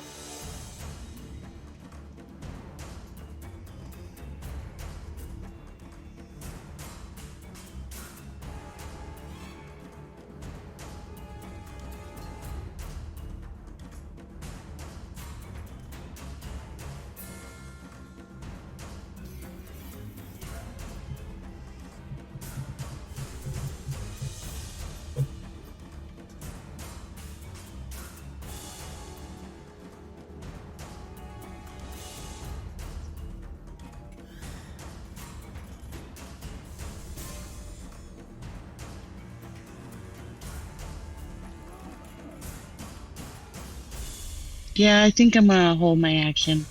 Okay. What action would you like to hold? Specific spell or attack style? And what are we holding for? I'm gonna do the acid arrow. Okay. And I'm guessing it's if you see the target, we will then give you the option to use that held action. Let me do. Well, that's going to bring us to Alatar. What would you like to do, sir? Like, I'm picking up that everybody's not seeing whatever the hell that was. Yeah, so looking around. The room in front of them, this thing disappeared. And we now have a glowing Bob's Big Boy inside of it. And I assume so. We got Olin and Severius in the hallway ahead of me. I guess I'm just gonna stay put. I'll hold my action. What are we holding, and what are we looking for to release? I'm gonna hold some juicy Eldritch Blasts in my pocket for if I see a that guy pop up. Okay.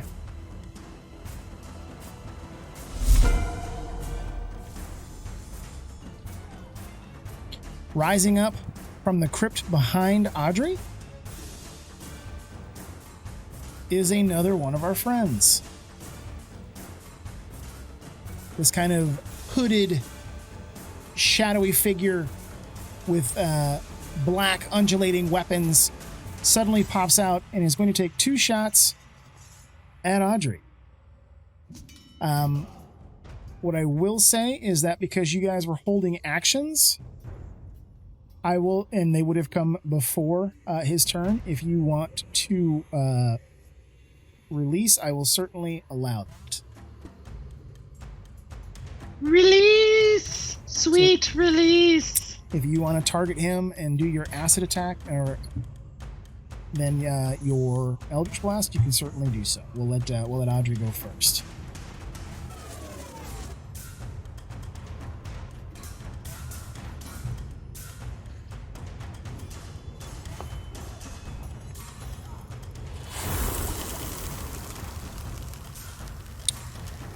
That was with disadvantage, and it still hits because of it's a ranged acid arrow attack within 5 feet, but still the acid splashes over the shadowy figure.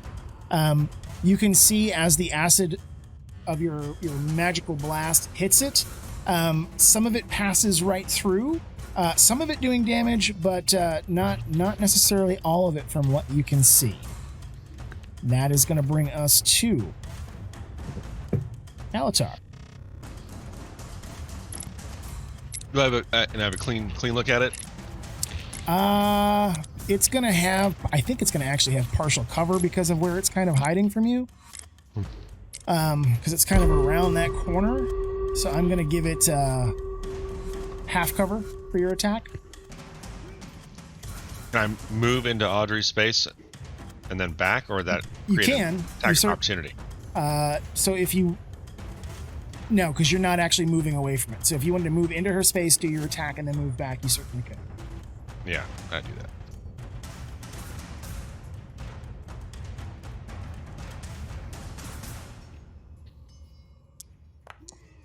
These are also going to be with disadvantage because you're within 5 feet. Unfortunately, that is going to be a critical fumble, sir. Let me have... Yeah, I gotta do a thingy. You're gonna get the thingy. Do you have inspiration? He does not. I have disinspiration. Oh, don't say that. He'll make you roll disadvantage twice. Yeah, let me see if this will... I don't know if that'll actually let me ask. Let me do this.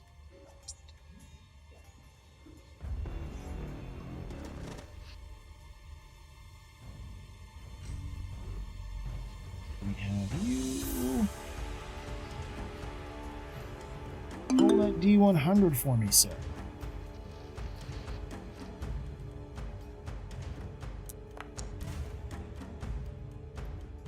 On a 5. You don't know if it was to roll high or low. That's a 500, right? So it's going to be I need you to roll a dexterity saving throw for me. 10 or higher, otherwise you're going to fall prone. Which is going to make things interesting because then you and Audrey are in the same space, and that's going to caused issues with her. Okay, so you do not fall prone.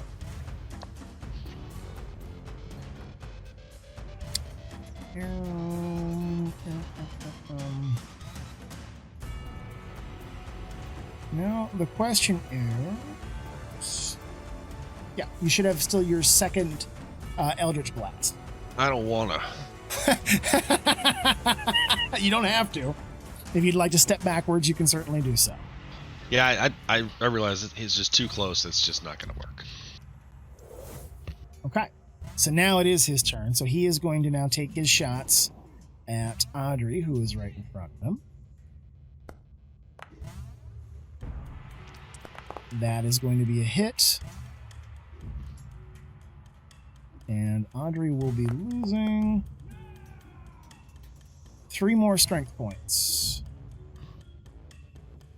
She's still at a positive, though, folks. She's a hardy little half. But he is going to do a second one of those. I think he's going to miss on the second one, though. And... That's right.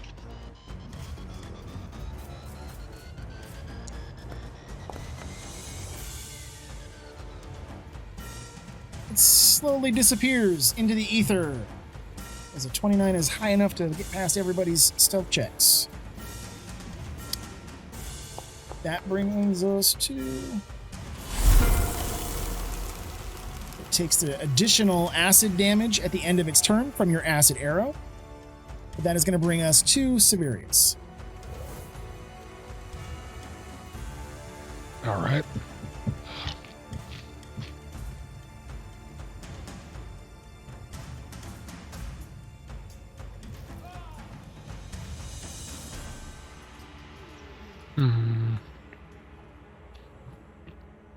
I'm going to stay put. Okay. Do you want to hold an action? Just a swing. Gotcha. I think it's... I think I have Sentinel too, so... Yeah. And you've got... I think your Branding Smite is still loaded because that doesn't go off until you use it, if I remember right. correctly. That's why I can't really cast anything else. Gotcha. Okay. So you're going to hold there. You're going to hold an attack action using that Branding Smite. That is going to bring us to Lulu. Lulu is very, very worried.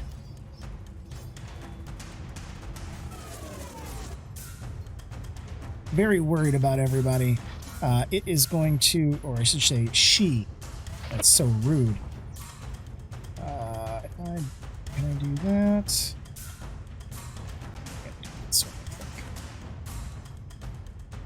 We have official Lulu pronouns.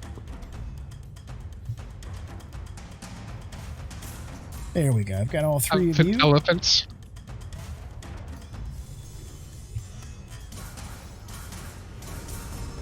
So Lulu casts Bless on the 3 of you. So Olin, Audrey, and Alatar, you all now have a Bless. At any point in time, when you make an attack roll or a saving throw before her spell ends, you can roll a d4 and add it to your attack or saving throw. Thank you, Lulu. Thank you, Lulu. Okay, so what I'm going to need here is one of these. I need...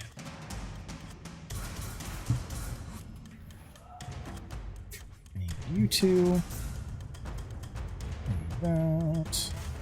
Oh, that's what's... I'm in the wrong frame. Let's try it again.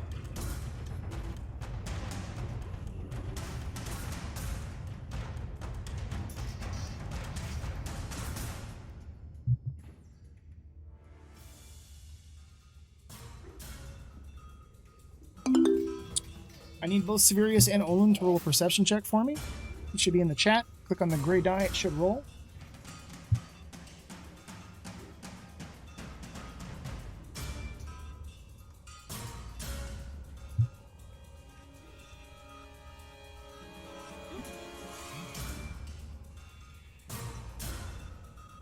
Looks like Olin got it. Yep, I'm waiting to see if Severius can click on it.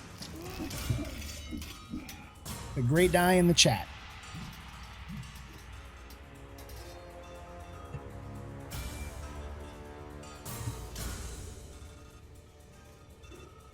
Did Ryan get up and walk away? We think maybe. Could be. Could be.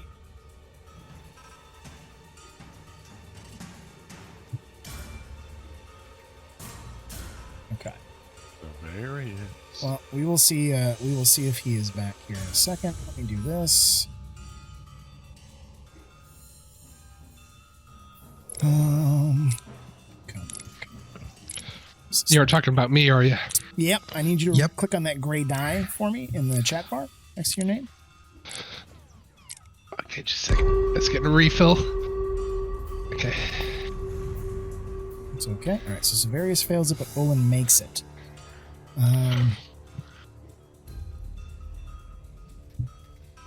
So this is where I'm trying to. So I'm trying to do a little. I'm trying to go through the rules here. So I'm looking at Guardian of Faith, and it says any creature hostile to you that moves to a space within 10 feet for the first time on a turn. So if this thing is not moved within 10 feet, because anything inside that room was already within 10 feet of it. So my question is, does Guardian of Faith automatically lash out? Because it is not moving to a space within 10 feet for the first time. Yeah, I mean, technically, I think the wording of it would lead you to believe that it has to move. I would think, I think that's the. For me, I think that's the key piece of it, because I think that's what the Guardian is doing, is it's looking for that movement. I'm gonna actually allow so the reason I had you guys do the perception check is that one of the abilities this thing has is amorphous. It is able to pass through spaces up to an inch wide, and it was going to try to slide past both of you to come out into the hallway. Olin is going to recognize it. Severius did not see it, so I'm gonna let you do the Guardian of Faith because it's not really moving towards it, but it is moving away from it. So there is still movement here. That was a DC 17 dexterity check, if I remember correctly. So let me do.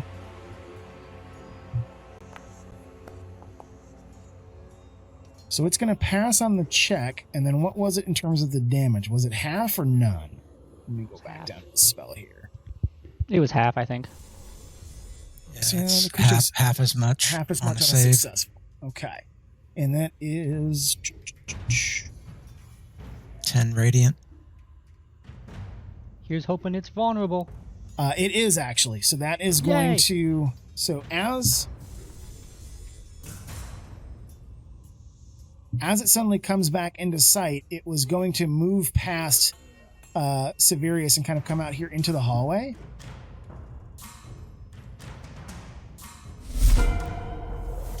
The radiant energy of the Guardian Faith lashes out, arcs over to it, and as it passes in its hidden form past Severius, suddenly it's lit up with the radiant energy of Moradin's Faith, and it is burned to ash and disappears right next to Olin as it kind of the small hovering leather pieces fall to the ground beside him.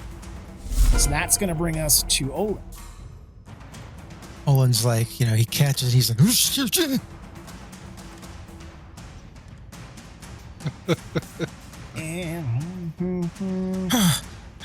you guys see that? And then, before we actually take your turn, I want to do this with you. Technically, it'd be all four of you, so let me do that. And let me just find. Yeah, this is a tough one.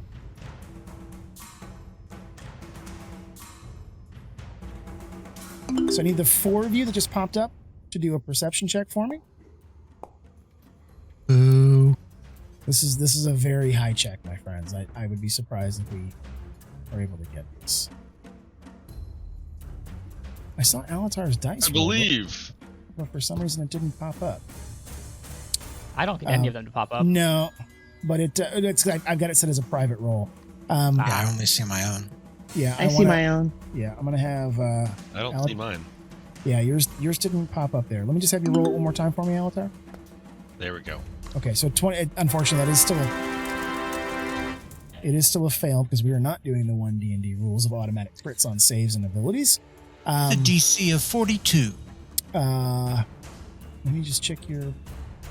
You should have rolled 3 die instead. That would have been a 22 for you with your perception. Unfortunately, that is still not high enough. Okay, Olin, we are up to your turn, sir. Okay, I don't really see anything. Can't really take an action against anything, so I'm going to hold my action. I'm going to hold a Sacred Flame cantrip for the next time I see one of these things pop up. Perfect. Okay. That is going to bring me to the top of the round again. So we're back to Moon. I don't know it's hiding, do I? You could probably hear that, they may have called out and said something, but you certainly could not see it where it was. Okay, but I can still detect its thought, because that's still going. Correct. You can detect that there is a set of thoughts to the west.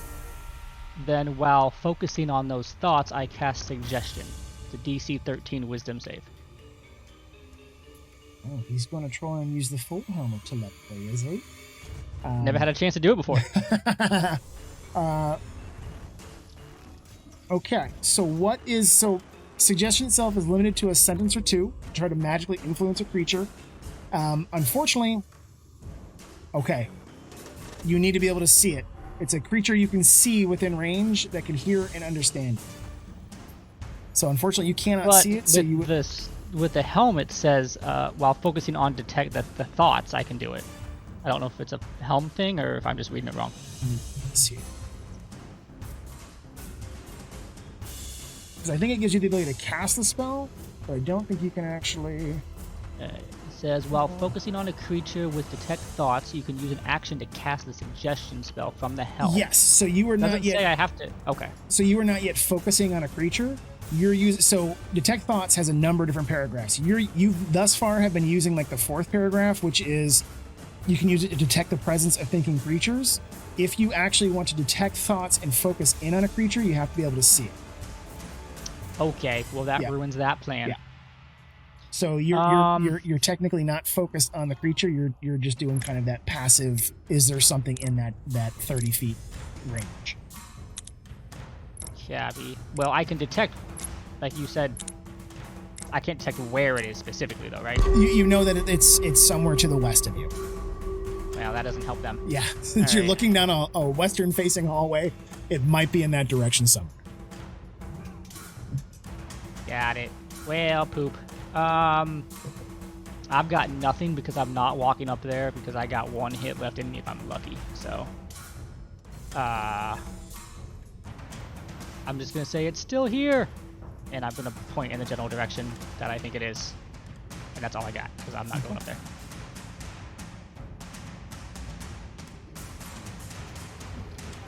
That is going to bring us to Audrey.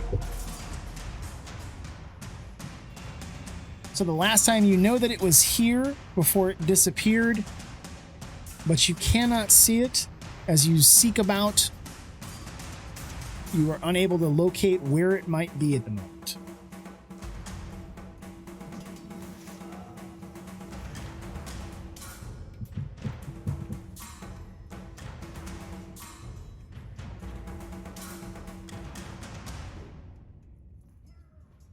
Yeah, I think I'm gonna hold with my rapier in hand, waiting to be stabby. Okay.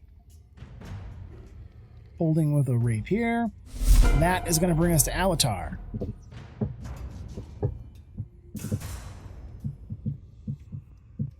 I'm just gonna stay here. Are you guys in the same spot? No. No, Okay. they're so basically it's Olin's right in front of you, then it's Audrey, then it's Alatar, then it's Lulu, then it's Moon. Oh, okay. Okay, so you're gonna hold you're holding an action? Nope. What is Alatar gonna do? Just gonna stay put. think happy thoughts. Okay.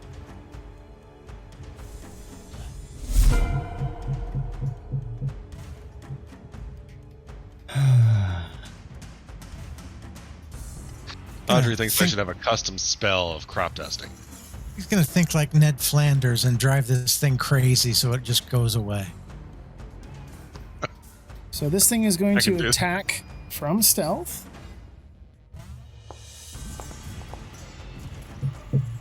Against Alatar. Fucking Doesn't like happy thoughts. That's what you get for not holding action. Fuck your happy thoughts. Where the fuck is it? I don't even see it.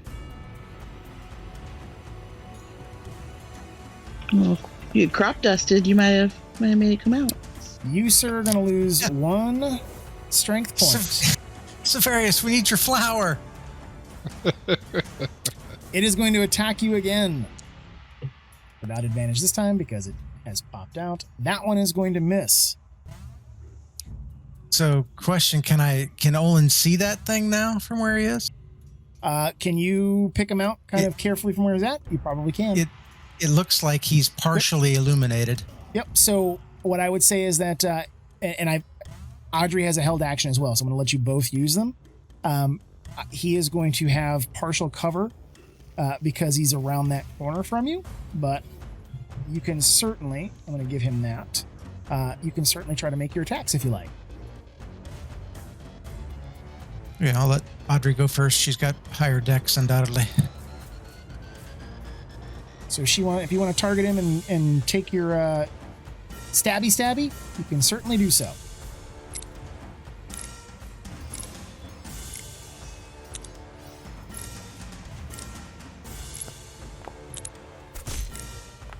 That is going to be a hit, even with the cover. That is excellent for 11 damage against the Shadow Assassin. As your blade strikes forth, you realize that even though you were using your silvered rapier, which has brought you great success here in Avernus, as it slides into the shadowy form and you pull it back out,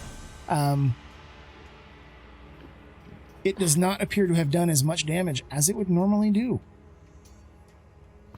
Thought you said she had a magical rapier. She has one. She has not used it yet. She has piercer. Oh. So she has a rapier That'll and do she has a magical short sword. But the short sword has consequences if you use it. She hasn't used it. Ooh. Yeah, I don't need no consequences right now. She's a halfling that would basically need to eat like her body weight per day if she uses it. Oh, jeez. The blade hungers. So that is her attack with the rapier doing some damage. That is going to lead to Olin if he wants to fire off his held action as well. Okay, mine doesn't have an attack. It's just a creature that I can see within range. Must succeed on a dex saving throw or take the damage. Which spell was that again? You did the Sacred Flame? And Sacred Flame. The target gains no benefit from cover for this saving throw. Gotcha. Say dex saving throw, and your DC is that.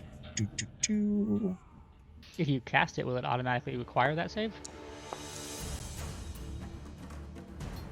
That is going to be a 14. I think you need a 17 to pass.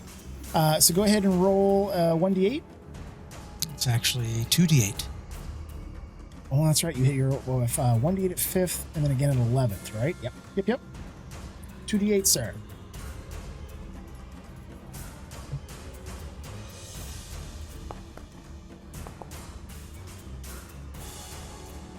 Excellent. Very nice hit. So as your Sacred Flame is radiant, correct? It is. Yep. So as your radiant flame strikes down into it, you see it hiss out as the alcove in which it is hiding lights up for a second. Your powers of Moradin slamming down into it. It then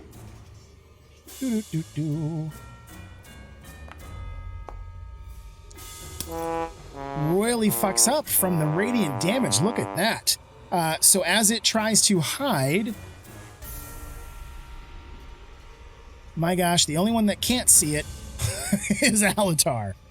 Everybody else has a high enough passive to beat that 13. So Alatar, it looks like it fades off the map in front of you inside of that little alcove, but everybody else, you can see it. Oh, hell. That's going to bring us back to Severius.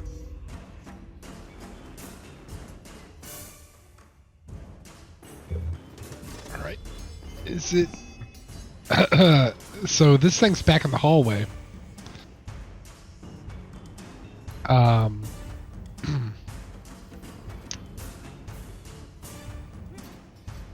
I don't even know if I can get to it.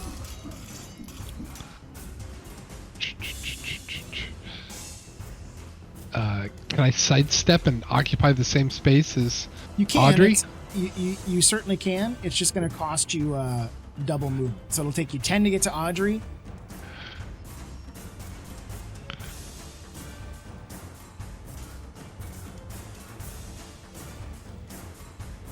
As you step out, you can't see it at all. Your passive perception is too low. So you get to this point, and you see everybody kind of like looking around. Alatar is everybody except for Olin and Lulu look withered, sunken faces, bags under their eyes, visibly having had their strength drained.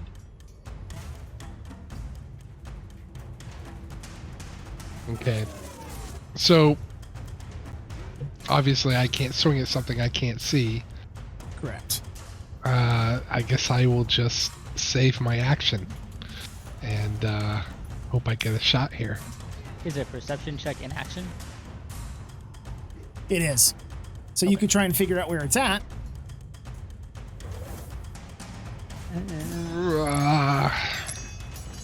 I'll save it. Okay. So you're gonna save one of your swings. Yeah. Gotcha. Okay.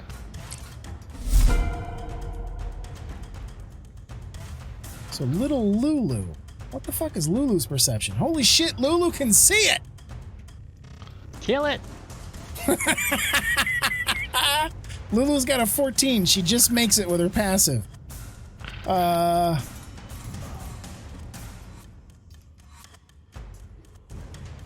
did not mean to do that.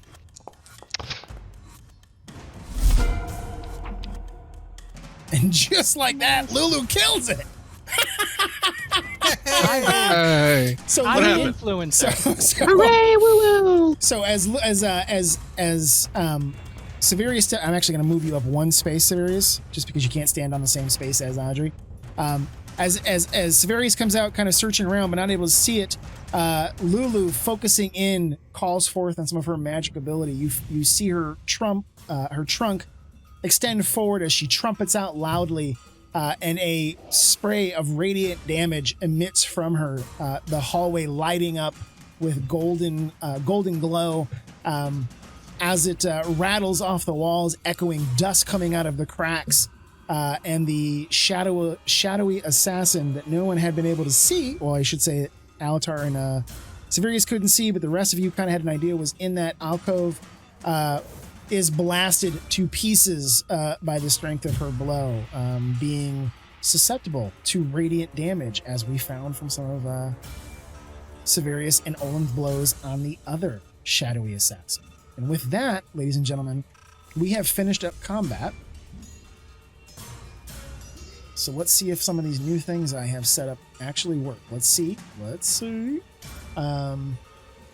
this.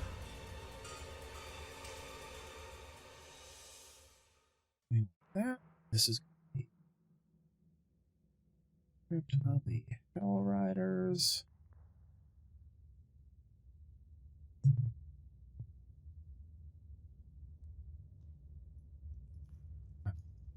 That. So cool.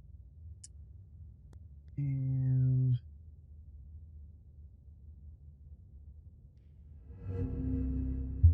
you guys should have seen that pop up. Those are... Whoa, one's already gone.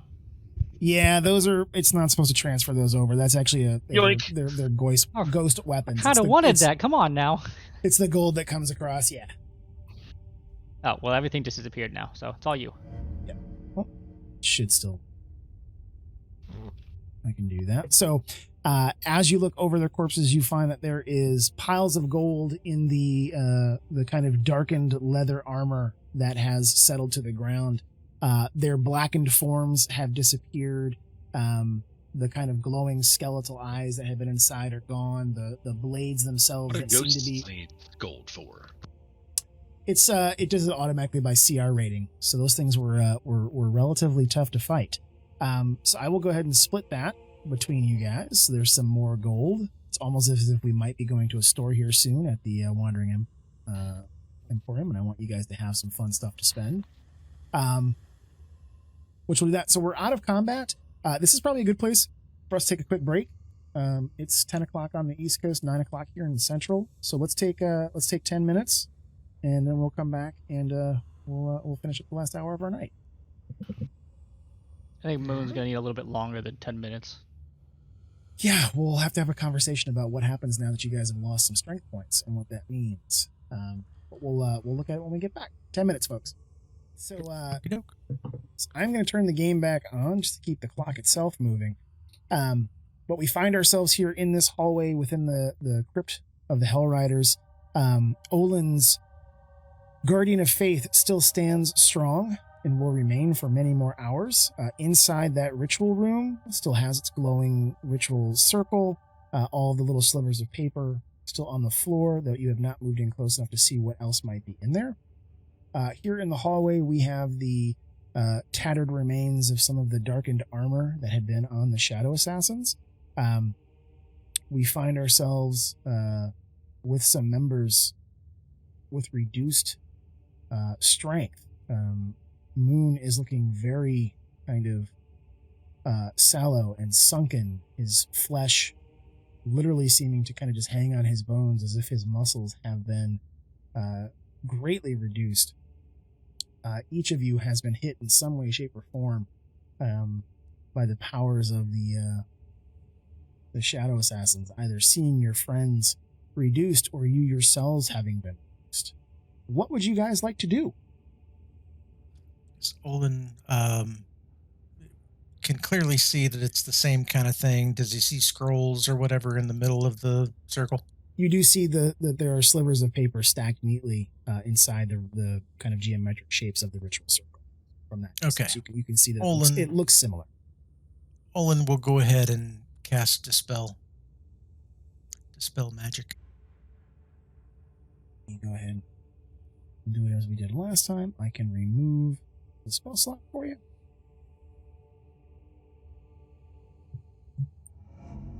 That, sir, is going to reduce you down to 0 for your 3rd level spells.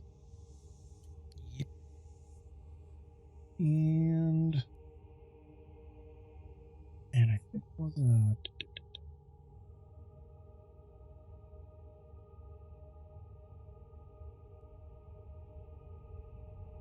trying to remember if it was...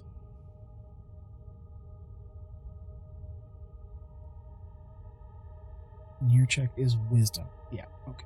So let me have you...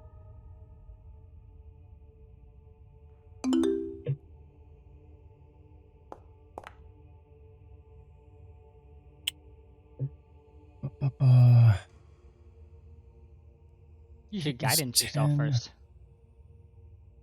That, unfortunately, that 12 is going to be too low for the Dispel Magic to work, because it is 10 plus the spell level in terms of, I think last time you had rolled 17, which cleared it, but that Dispel Magic is not going to be high enough to dispel. As you cast it into the room, your Guardian of Faith is going to go away. Well, actually, yeah. Well, he targets an effect, right? An effect or an okay. area, yeah. We can leave the Guardian of Faith. If you keep it there. Okay. I will try again. I'll cast it at 4th level. Okay.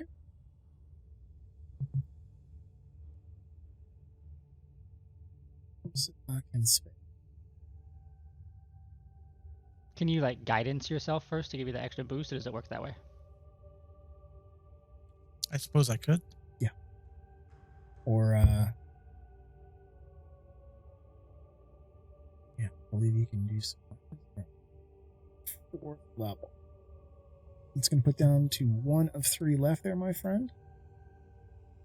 Yeah, I'll guidance myself Let me... beforehand.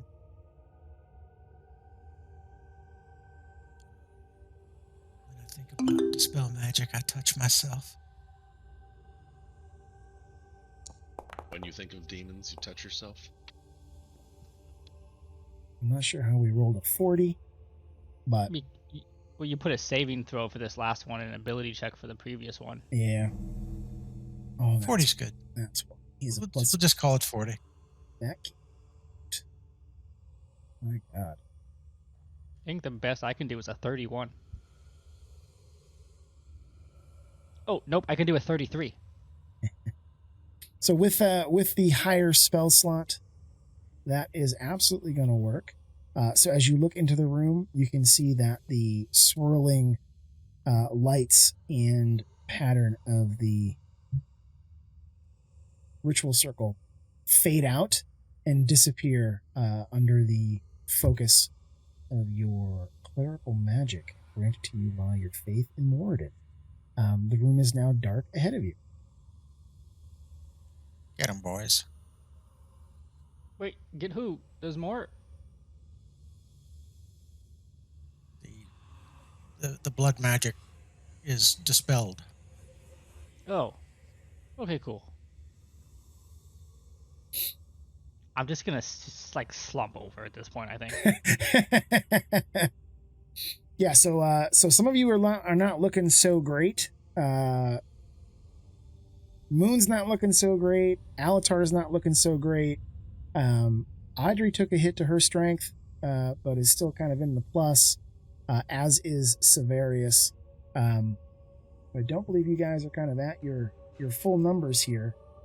What would you like to do? You've cleared that spell in the room, however.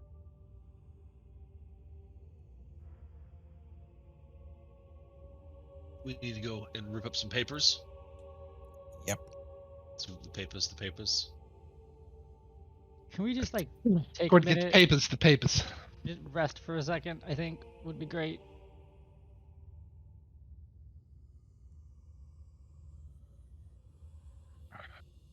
That is up to you, ladies and gentlemen. What would you like to do?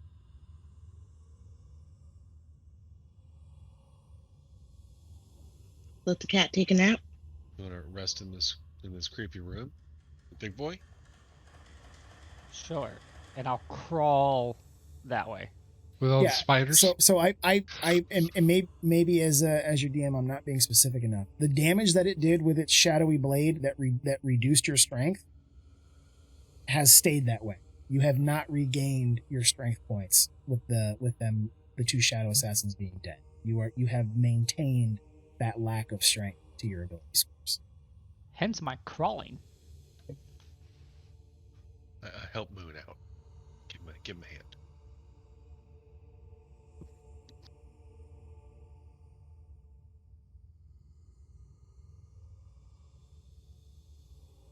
So it just made us perma weak.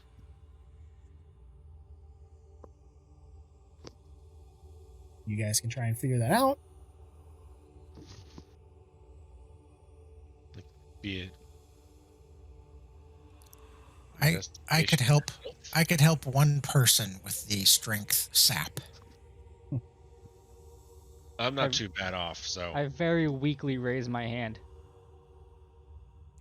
That will use my most powerful spell for the day. Do we know anything about these things that got us? Like, does it wear off after a time, maybe, or do we need to do that? You guys could try to. When you want to roll, you can certainly do an insight or an arcana. What did I just do? Looks like you're rolling like ability scores and modifier. I wasn't even on the same page. I don't know. keyboard check. Where is Or it? do you have like Does your son have it? Do you have like the D&D Beyond Chrome extension? Because sometimes it'll force a roll through from your. If you're on that. I do, but I wasn't. I was googling like what's the equivalent of a 2 strength and 5e. Just to see what I'm as strong as right now, like a So- baby maybe. You are at a -4 on ability and save. Yeah, I'm trying to think of like equivalent to like, am I like a kitty cat right now, like a little house cat equivalent strength, like a baby? It'd I be mean, I'm like trying a like a squirrel. a worm. I was just kind of googling that just because it amused me. With that Arcana check, Alatar, you realize that the blade itself, as it sucked some of the strength and vitality out of each of you, it is an effect that only proper rest is going to help repair. When you say proper, are we talking like A full night. We're yeah, talking or we're talking a long rest. well, we've got this handy dandy guardian for a while. Should we do that? I guess. I don't think we can do a long rest in here. I feel like if we find any more of those, I'm dead. Yeah. That's a big affirmative. Yep, pretty much. Just a hunch. Just a hunch. Luck to you, Chief. Yeah, bullseye. That's the lawful good character in the party, folks. Yep. You got it. Straight to the point. So what are we doing, folks? We've got some folks here that are not doing so well. You've cleared the ritual spell from this room. The floor around the Guardian of Faith is covered. I have lesser restoration. I wonder if that would fix it.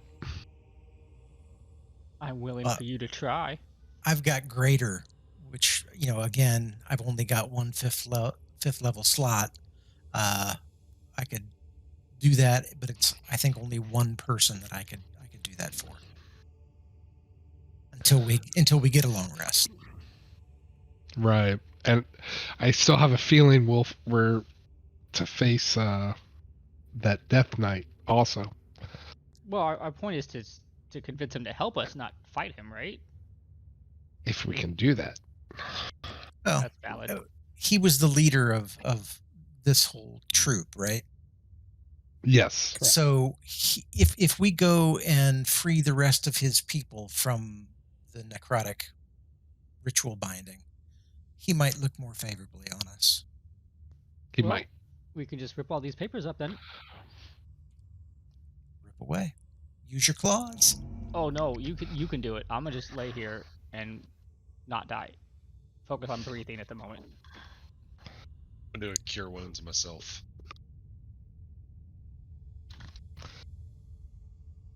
Rip, rip, shred, shred. If you want to cast any healing spells, just go ahead and target yourself and cast them. That'll roll and apply the increases. I'm gonna keep detect thoughts up and going just in case anything comes near us. Okay. I guess for flavor, I could sacred flame the scrolls.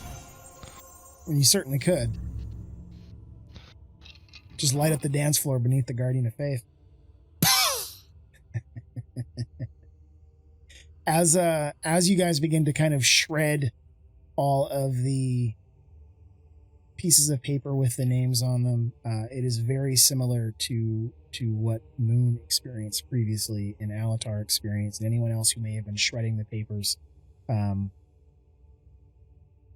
when you were in the room with the memorial steels. Inside your head, you hear just every time you rip one, there's another voice saying, "I am free," or "freedom," or "at last." You just hear these kind of final sighs, and the paper itself, falls to the floor. So you have heard these things. Whether the names have been removed from the stones, you don't know unless you go back.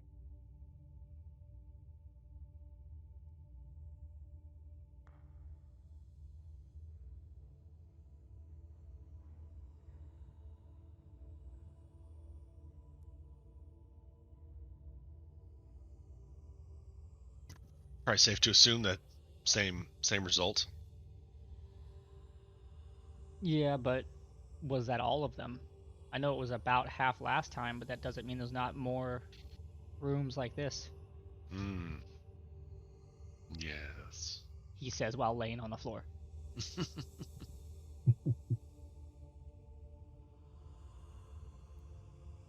Yeah, so Altar, as you come up around that corner, you see another kind of rectangular funerary chamber.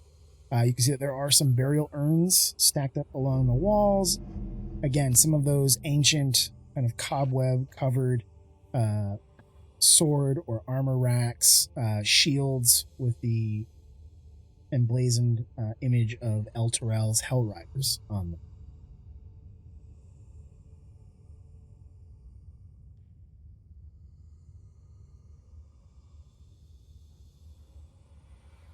What's everybody else doing? Just hanging out? Crop dusting? Are we leaving? I know Olin was opposed to resting here for a long rest. I mean, that's 8 hours, right? Mhm. I don't know if we would survive 8 hours here. I think we need to GTFO. Well, we still need to wait for the guy to show up. But maybe we can do that out front. Can we go back to the room with necrotic spells? Yeah, if you guys want, I can just pull you all right back over there. Sounds good. Who wants to carry me? You can. I will carry you. Yes! Full-size backpack. I still have some muscle. I just wanted to see if somebody would carry me. I'm okay with this. You could ride on my shoulders. The 6-foot-tall tabaxi ride on the dwarf's shoulders, I kind of like that. Bonking your head the whole way. Oh, sorry. I think that buddy back over. I see. Oh, now I see 5 of us. Yeah. Okay, so you guys are back over. As you take a look at the memorial steels, you can see that the names that were once on them have all begun to fade and disappear. Again, just leaving those blank canvas of the stone behind. Even where they were carved in is now smooth, nothing indicating that there are any names remaining. Well, that's at least a plus. Give yourselves a round of applause. We go out front and pitch camp and wait. He supposedly returns here after a while. I mean, isn't there still more of this place to go? He could theoretically be inside of it, I guess, still. Well, I guess we haven't been quiet, so he would have found us by now. Is it safer to rest? It's not a big tomb. Oh, that was unexpected. Oh, hello there. So are we all going?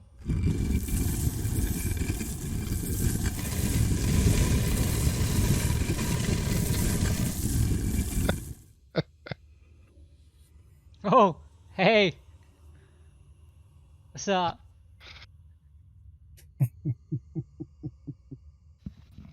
I presume we all came here. Yeah, I can move everybody over. I was like, oh shit, I'm getting left behind. You might want to be left behind, actually. Everybody else. You might want to. Everybody else to went the other running. end.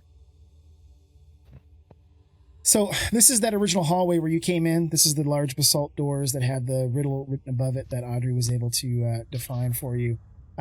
You can see on the stairs ahead of you as you come back kind of around. Severius and Moon having kind of gone running through the hallways. In front of you is a large, very kind of creepy looking figure. I'm trying to figure the best way to explain what he looks like here. I'll give you guys that. Awesome. Yeah. Flaming Good start. armor, thick stash and beard, flames kind of leaking up out of the cracks of its armor, clawed hands, heavy weaponry hanging off of him. You can literally hear the echoes of his steps as he becomes to come down those large onyx steps that lead up into the plains. You can hear or you can feel the ground shake a little bit as he steps down, and as he gets toward the base and sees you, the three of you in the stairwell, looks like Alatar and Audrey are just outside in the hallway with Lulu. It comes to a stop and looks down at you. Like a creepier undead Ming the Merciless. That's exactly what I thought when I first saw him. Yeah. Is that Flash Gordon? Yeah. Yeah. Yeah. Yeah. As he looks upon all of you, he pauses in this deep booming voice that literally shakes the dust from the walls. He asks, who are you inside of my home? Who would be foolish enough to enter my crypt? We came here looking for you.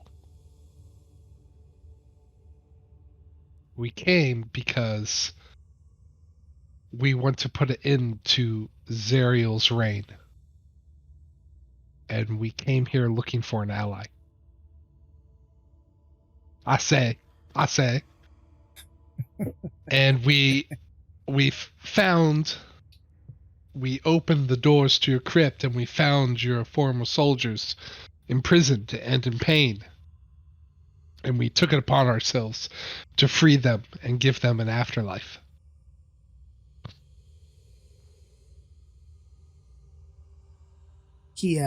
The flames around his helmet and in his chest piece flare up, and it's as if his face changes. It goes from kind of the more humanoid male figure and becomes much more fiendish, much more devilish. What have you done with my soldiers?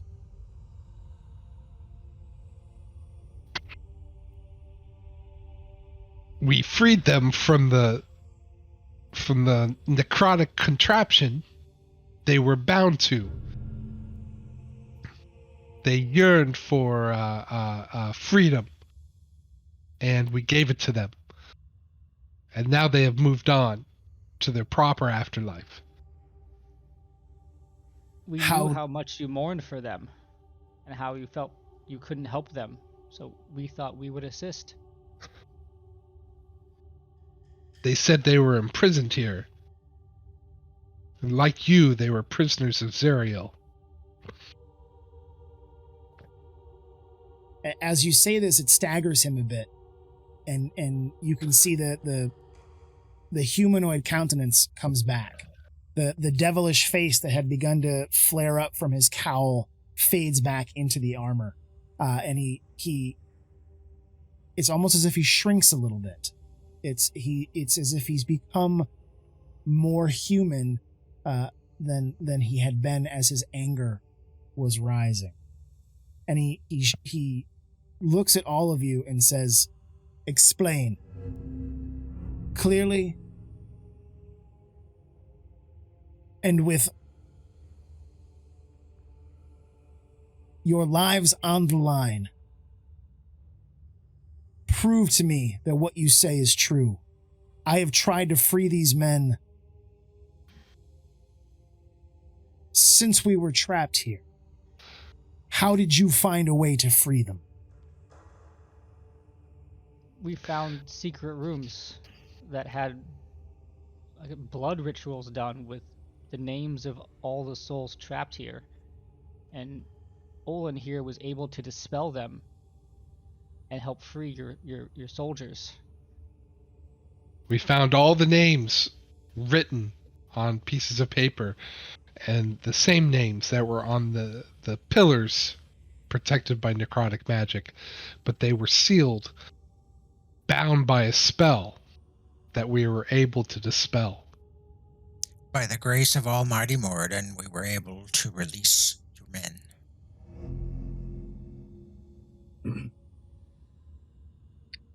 This is not the... He looks directly at Olin with that last bit. He says, this has not been a place of the gods for a very long time. You have somehow found a way to overcome Zariel's magic itself. Do you have any idea what you've done? I believe we have put right a wrong that was done many years ago. And even in death, your soldiers, they spoke very highly of you. And they thought you were bound to her service unwillingly. And we came here because we thought maybe we would find an ally to fight Zariel with. As you speak about his men and how they spoke highly of him, again, that kind of shifting transformation that this Death Knight goes through fades back and forth, where some of the ghostly spirits that you saw in the crypt kind of faded in and out. Olanthius, his emotions cause a very different reaction. You see him shift back and forth between fiend and human. And as you speak of his men and how they spoke of him, his countenance becomes much more human-like. The skin almost seems to come and get a little bit of color back. But as you speak of Zariel, immediately the flames flare back up, and that fiendish countenance seems to extend out from his armor and from his mask. Okay, and she who shall not be named. And you can see he is struggling with it a bit. And he tries to, he's clenching his hands, and you see him kind of crack his neck muscles a little bit as he looks back at you and says, do not mention her name. Though this is my home, her powers still reign here. I tried to escape her, and she would not let me go. It is her fell magics that have kept me in this form of unlife, and I am forced to serve her. It is only within these walls that I have any chance of holding her off, and that was only because of my constant worry over the fate of my men. If you have truly freed them, you may have doomed me, but it would be worth it.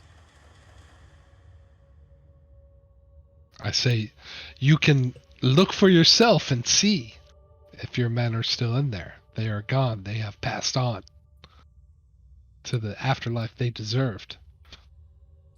But if you want to do honor to your original mission, then you will hear us out about what we plan to do.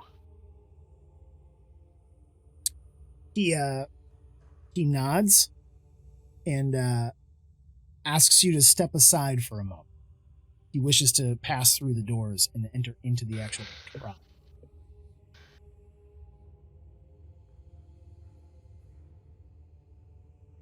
So he is going to move through the basalt doors. As he steps over the threshold and steps in beside Moon and Alatar, you see it's as if he visibly changes. The human figure becomes much more solidified.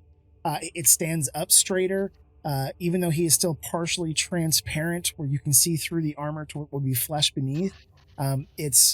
It's less transparent. It's a little bit more physical than ethereal.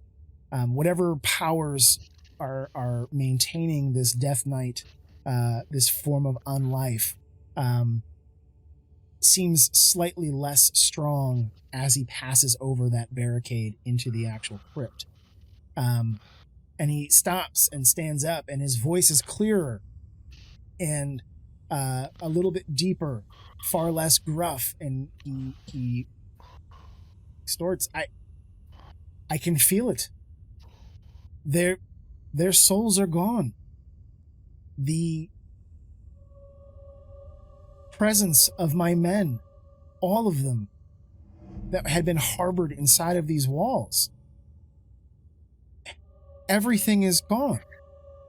It is, for the first time since I fell on my own blade, I don't hear their voices. And he turns and looks at you, and there's almost, as horrific as his visage is as a Death Knight, it is almost as if he is showing some form of happiness. And it doesn't fit it at all. Like he's in this hell armor. It's all blackened and charred and scorched. Every part of it looks sharp and treacherous, and dangerous. But yet somehow the face behind this mustache, behind this beard, seems as if it is happy for the first time since he has fallen. He looks at all of you. You have done such a wonderful, marvelous service for the men that fell here. When Zariel swore herself, and as he says her name, you get that real quick kind of change in his face that becomes a little bit more devilish. When she swore herself to Asmodeus and sought to turn those of us who were her generals, she trapped so many of our men here in punishment if they would not serve her. I attempted to take my own life to avoid her foul fate, and yet still her newfound powers were enough to raise me as what you see in front of you now. I have spent as much time as I could beyond the walls of this prison seeking a means to free my men. Little did I know that hidden within were the secrets of her magic that kept us here. How did you find it? How did you know what to even look for? Honestly, I don't think we knew. We just happened across secret passageways that led to the rituals. And being an evil sense, we dispelled them. We spoke to the spirits of your soldiers, and they seemed unwillingly bound to the place.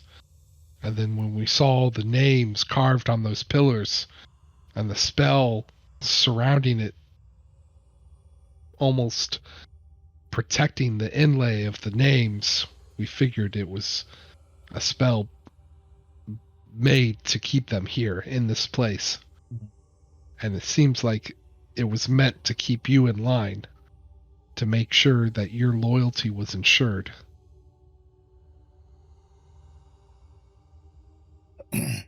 He almost laughs a bit, chuckling under his breath as he says, "It is the luck of fools that save us all." Whatever it was that you found here that helped you to free my men, I cannot thank you enough. You, and he turns to Moon. You said that you were here searching for something. What is it that you seek? What quest is it that you are on? Well, we were here searching for you. We're trying to end Who the can remember reign, why we came here? end the reign of Zariel, because maybe we can save you too by ending her reign, or maybe we can save her even. But we're here also to save a city that was brought down from our material plane as well. With that, the fiendish look returns a bit. You speak of lost Elturel. It was once my home, and I see the chains pulling it now ever slowly into the river Styx. I fear for its people. that they will become like my men and I. If they ever touch the waters, they will rise as part of Zariel's legions. What is it that you seek to do to save them? I step forward and I say, she seeks.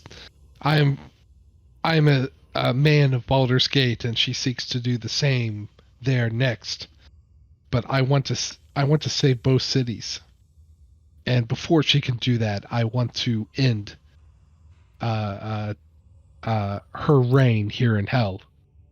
But to do that, we need friends, we need allies, and we're building that here in Avernus. And we need the sword. Would you be willing to help us? We need to find her sword, and we need to find her.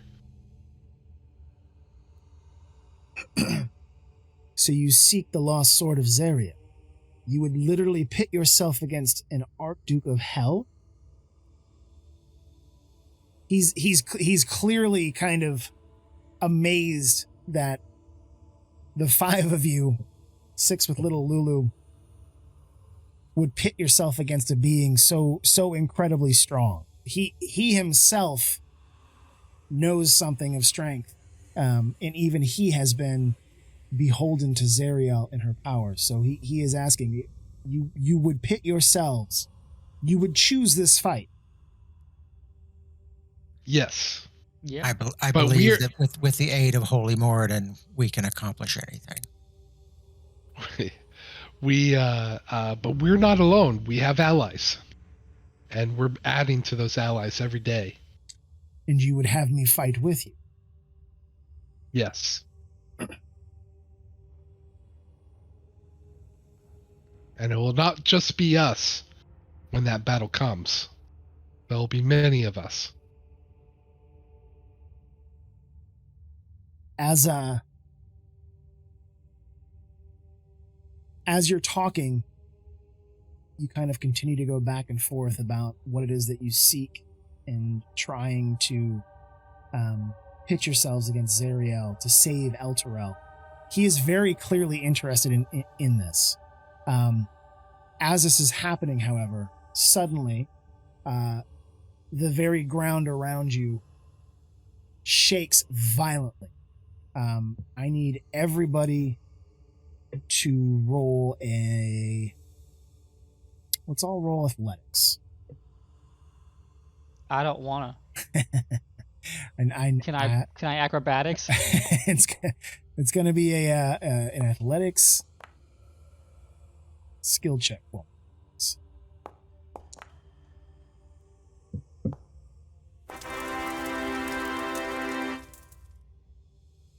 right, so Moon, Audrey, and Alatar, you are all knocked prone to the ground from the shaking. The remainder are able to stay on their feet. The dust and crumbling rock are falling from the crypt above. And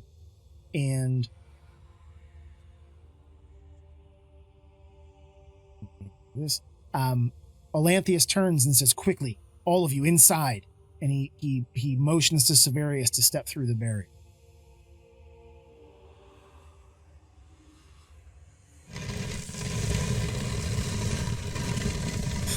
Severius locks himself outside. I'll just move you in. Take over the team.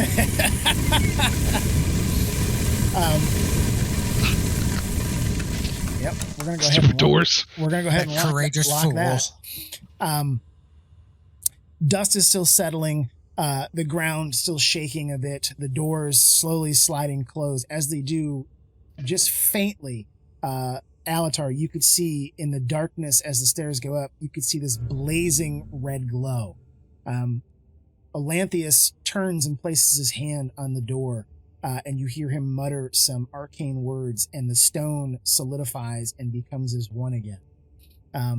He turns back to the rest of you and says, "She has felt the change in her magics, and Zariel comes. You are not ready for this fight yet. You must escape this place. We will need some way to draw her attention away from what you are planning. There is another one who can become our friend and help us in this fight. His name is Kachki.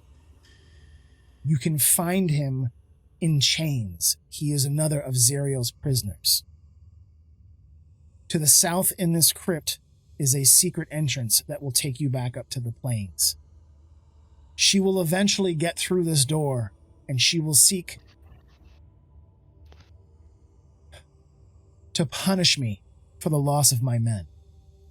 I don't think that she will completely end me and my suffering, but I will hold her here and hold her ire so that you can escape. Seek out Kachki through the arches of Ulak. It will take you to his prison. Freeing him may be the strength that we need to fight her directly. Once he is freed, adding his might to your party might just be enough for us to take the sword and use it against Zariel. Escape through the passages. Seek out the arches of Ulak. When Kachki is freed, he will likely go directly for Zariel and challenge her. That moment of distraction may be enough for me to rise from this crypt again and help you to claim the Sword of Zariel. My spirit will find you and help guide you to the Bleeding Citadel. It is not something that you can find in a physical form, but I believe that I can guide you there and find the fallen place of Yael. But you can't stay here. You're not ready for this fight against Zariel yet. And you can feel the walls are shaking and more dust is falling and brick and stone are falling from the ceiling overhead, slamming into the ground around you. And you can hear that there is a violent presence and heavy step slowly making its way down the stairs outside. And you can literally feel that there is this heavy presence that begins to push down on all of you psychically. You can feel your shoulders rolling forward and this weight beginning to settle on your shoulders, on your back, as this presence comes ever closer. What would you like to do? I look around and say, "Time to go, people." And I look at Olanthius and say, "Thank you, and hold on as long as you can. We will free this demon, and your day of reckoning will come soon." For Chachki.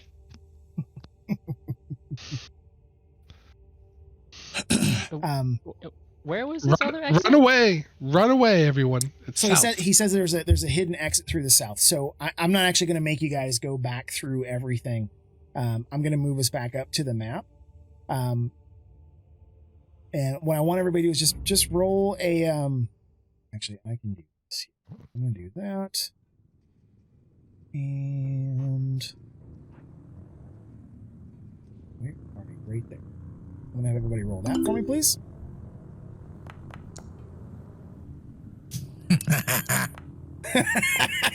Nailed it.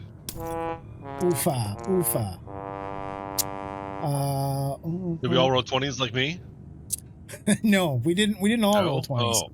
Basically, more Olin's just shouting, "Kiss Mornin's ass, bitch!" Yeah, Olin came out glowing. Chachki and shove it. All right, so what we're gonna do is you guys come through. You find I've heard bell salesmen that are quieter than I am. You guys, you make your way back through the crypts to the south side. It was right near where you guys had found that last ritual space. There was actually an additional hidden entrance that led out. With Olanthius' instructions, you're able to find it and escape out through the coming up around the outside of where those large guardian statues were. In front of you on the plains, you can see that the armor that had been there, where the fallen knights had been kneeling in reverence toward the crypt, there is just a blackened, scorched crater, and the armor and suits are melted. Just to the side of that is a blackened chariot with the corpses of 2 dead gorgons that had been pulling it. just dead, blackened, scorched fire coming up off of the chariot. And you can see that there is smoke billowing up out of the onyx stairs that led down into the crypt. You can see that your war machines are untouched in the distance where you had parked them. You are able to make so we had 3 of 5 of you pass the stealth check that I set. That is enough for the group to make it. So you were able to make it back to your war machines and fire off back into the plains of Avernus. I am going to suggest that this would be a great place for us to pause. We're 3 hours, a little over 3 hours in, and our next step is going to be figuring out where you guys want to go from here. So we can have a little bit of a discussion around that before we say goodnight, but you do have still 5 more days to try to get to the point where the Wandering Emporium will be. You also now know that what you are looking for are the arches of Ula. We got to find the golden arches and free Chachi. Yeah. So Chachi and the golden arches are what we're looking to find. You take the tchotchke to the golden arches. It's like an offering. So that and again, the idea here is to try to provide some kind of distraction so that Olanthius might be able to lead you guys to the Bleeding Citadel. But who Kachki is, where the arches are, that you guys don't know yet. So we're going to have to do a little bit of investigation in our next session so that you can try to figure out where you're headed and what you're looking for. But that is the Crypt of the Hellriders, folks. We actually did 2 sessions, multiple encounters, and got through the entire little dungeon that we had built out. Well done. Well done. Yeah. With some tough stuff in there. We've still got folks with lowered strength scores and that kind of thing, so we're gonna try and figure out a long rest at some point in time here in the near future. The war machines still have damage, though I think we've got them both up over 50% health. And you've got multiple locations that you guys can try and figure out where you want to go and what you might want to do.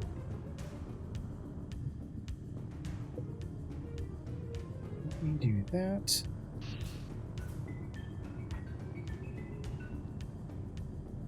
And then I think we're good. Any questions for the night, guys? Anything else we want to cover before we call it quits? Where are the golden arches? Yeah, we just need to find somewhere to get that long rest. Yeah, might be a good idea to figure out how can we fix up our war machines? Where can we get a long rest? Can we get everybody back up to their full stats? Maybe like a place where we picked up our cars in the first place. Might have to knuckle bone it. And what Back, I will back up to Fort Fingerbang. Yep, and I actually need to change this. You guys are now down to 4 days for the Wandering Emporium. It is now it's 7:32 in the AM. So we spent an entire afternoon and evening inside that dungeon, going back and forth, figuring everything out. So we are down to 4 days to try and find you guys the Wandering.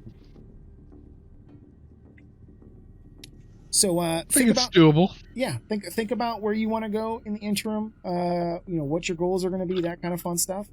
And when we get back together in 2 weeks, we will pick up, try to find the arches, and maybe we can learn some more about Kachki or get stuff fixed. Maybe go shopping. Who knows? We'll figure some stuff out, but we'll do that in 2 weeks. Excellent. Awesome. Sounds like a plan.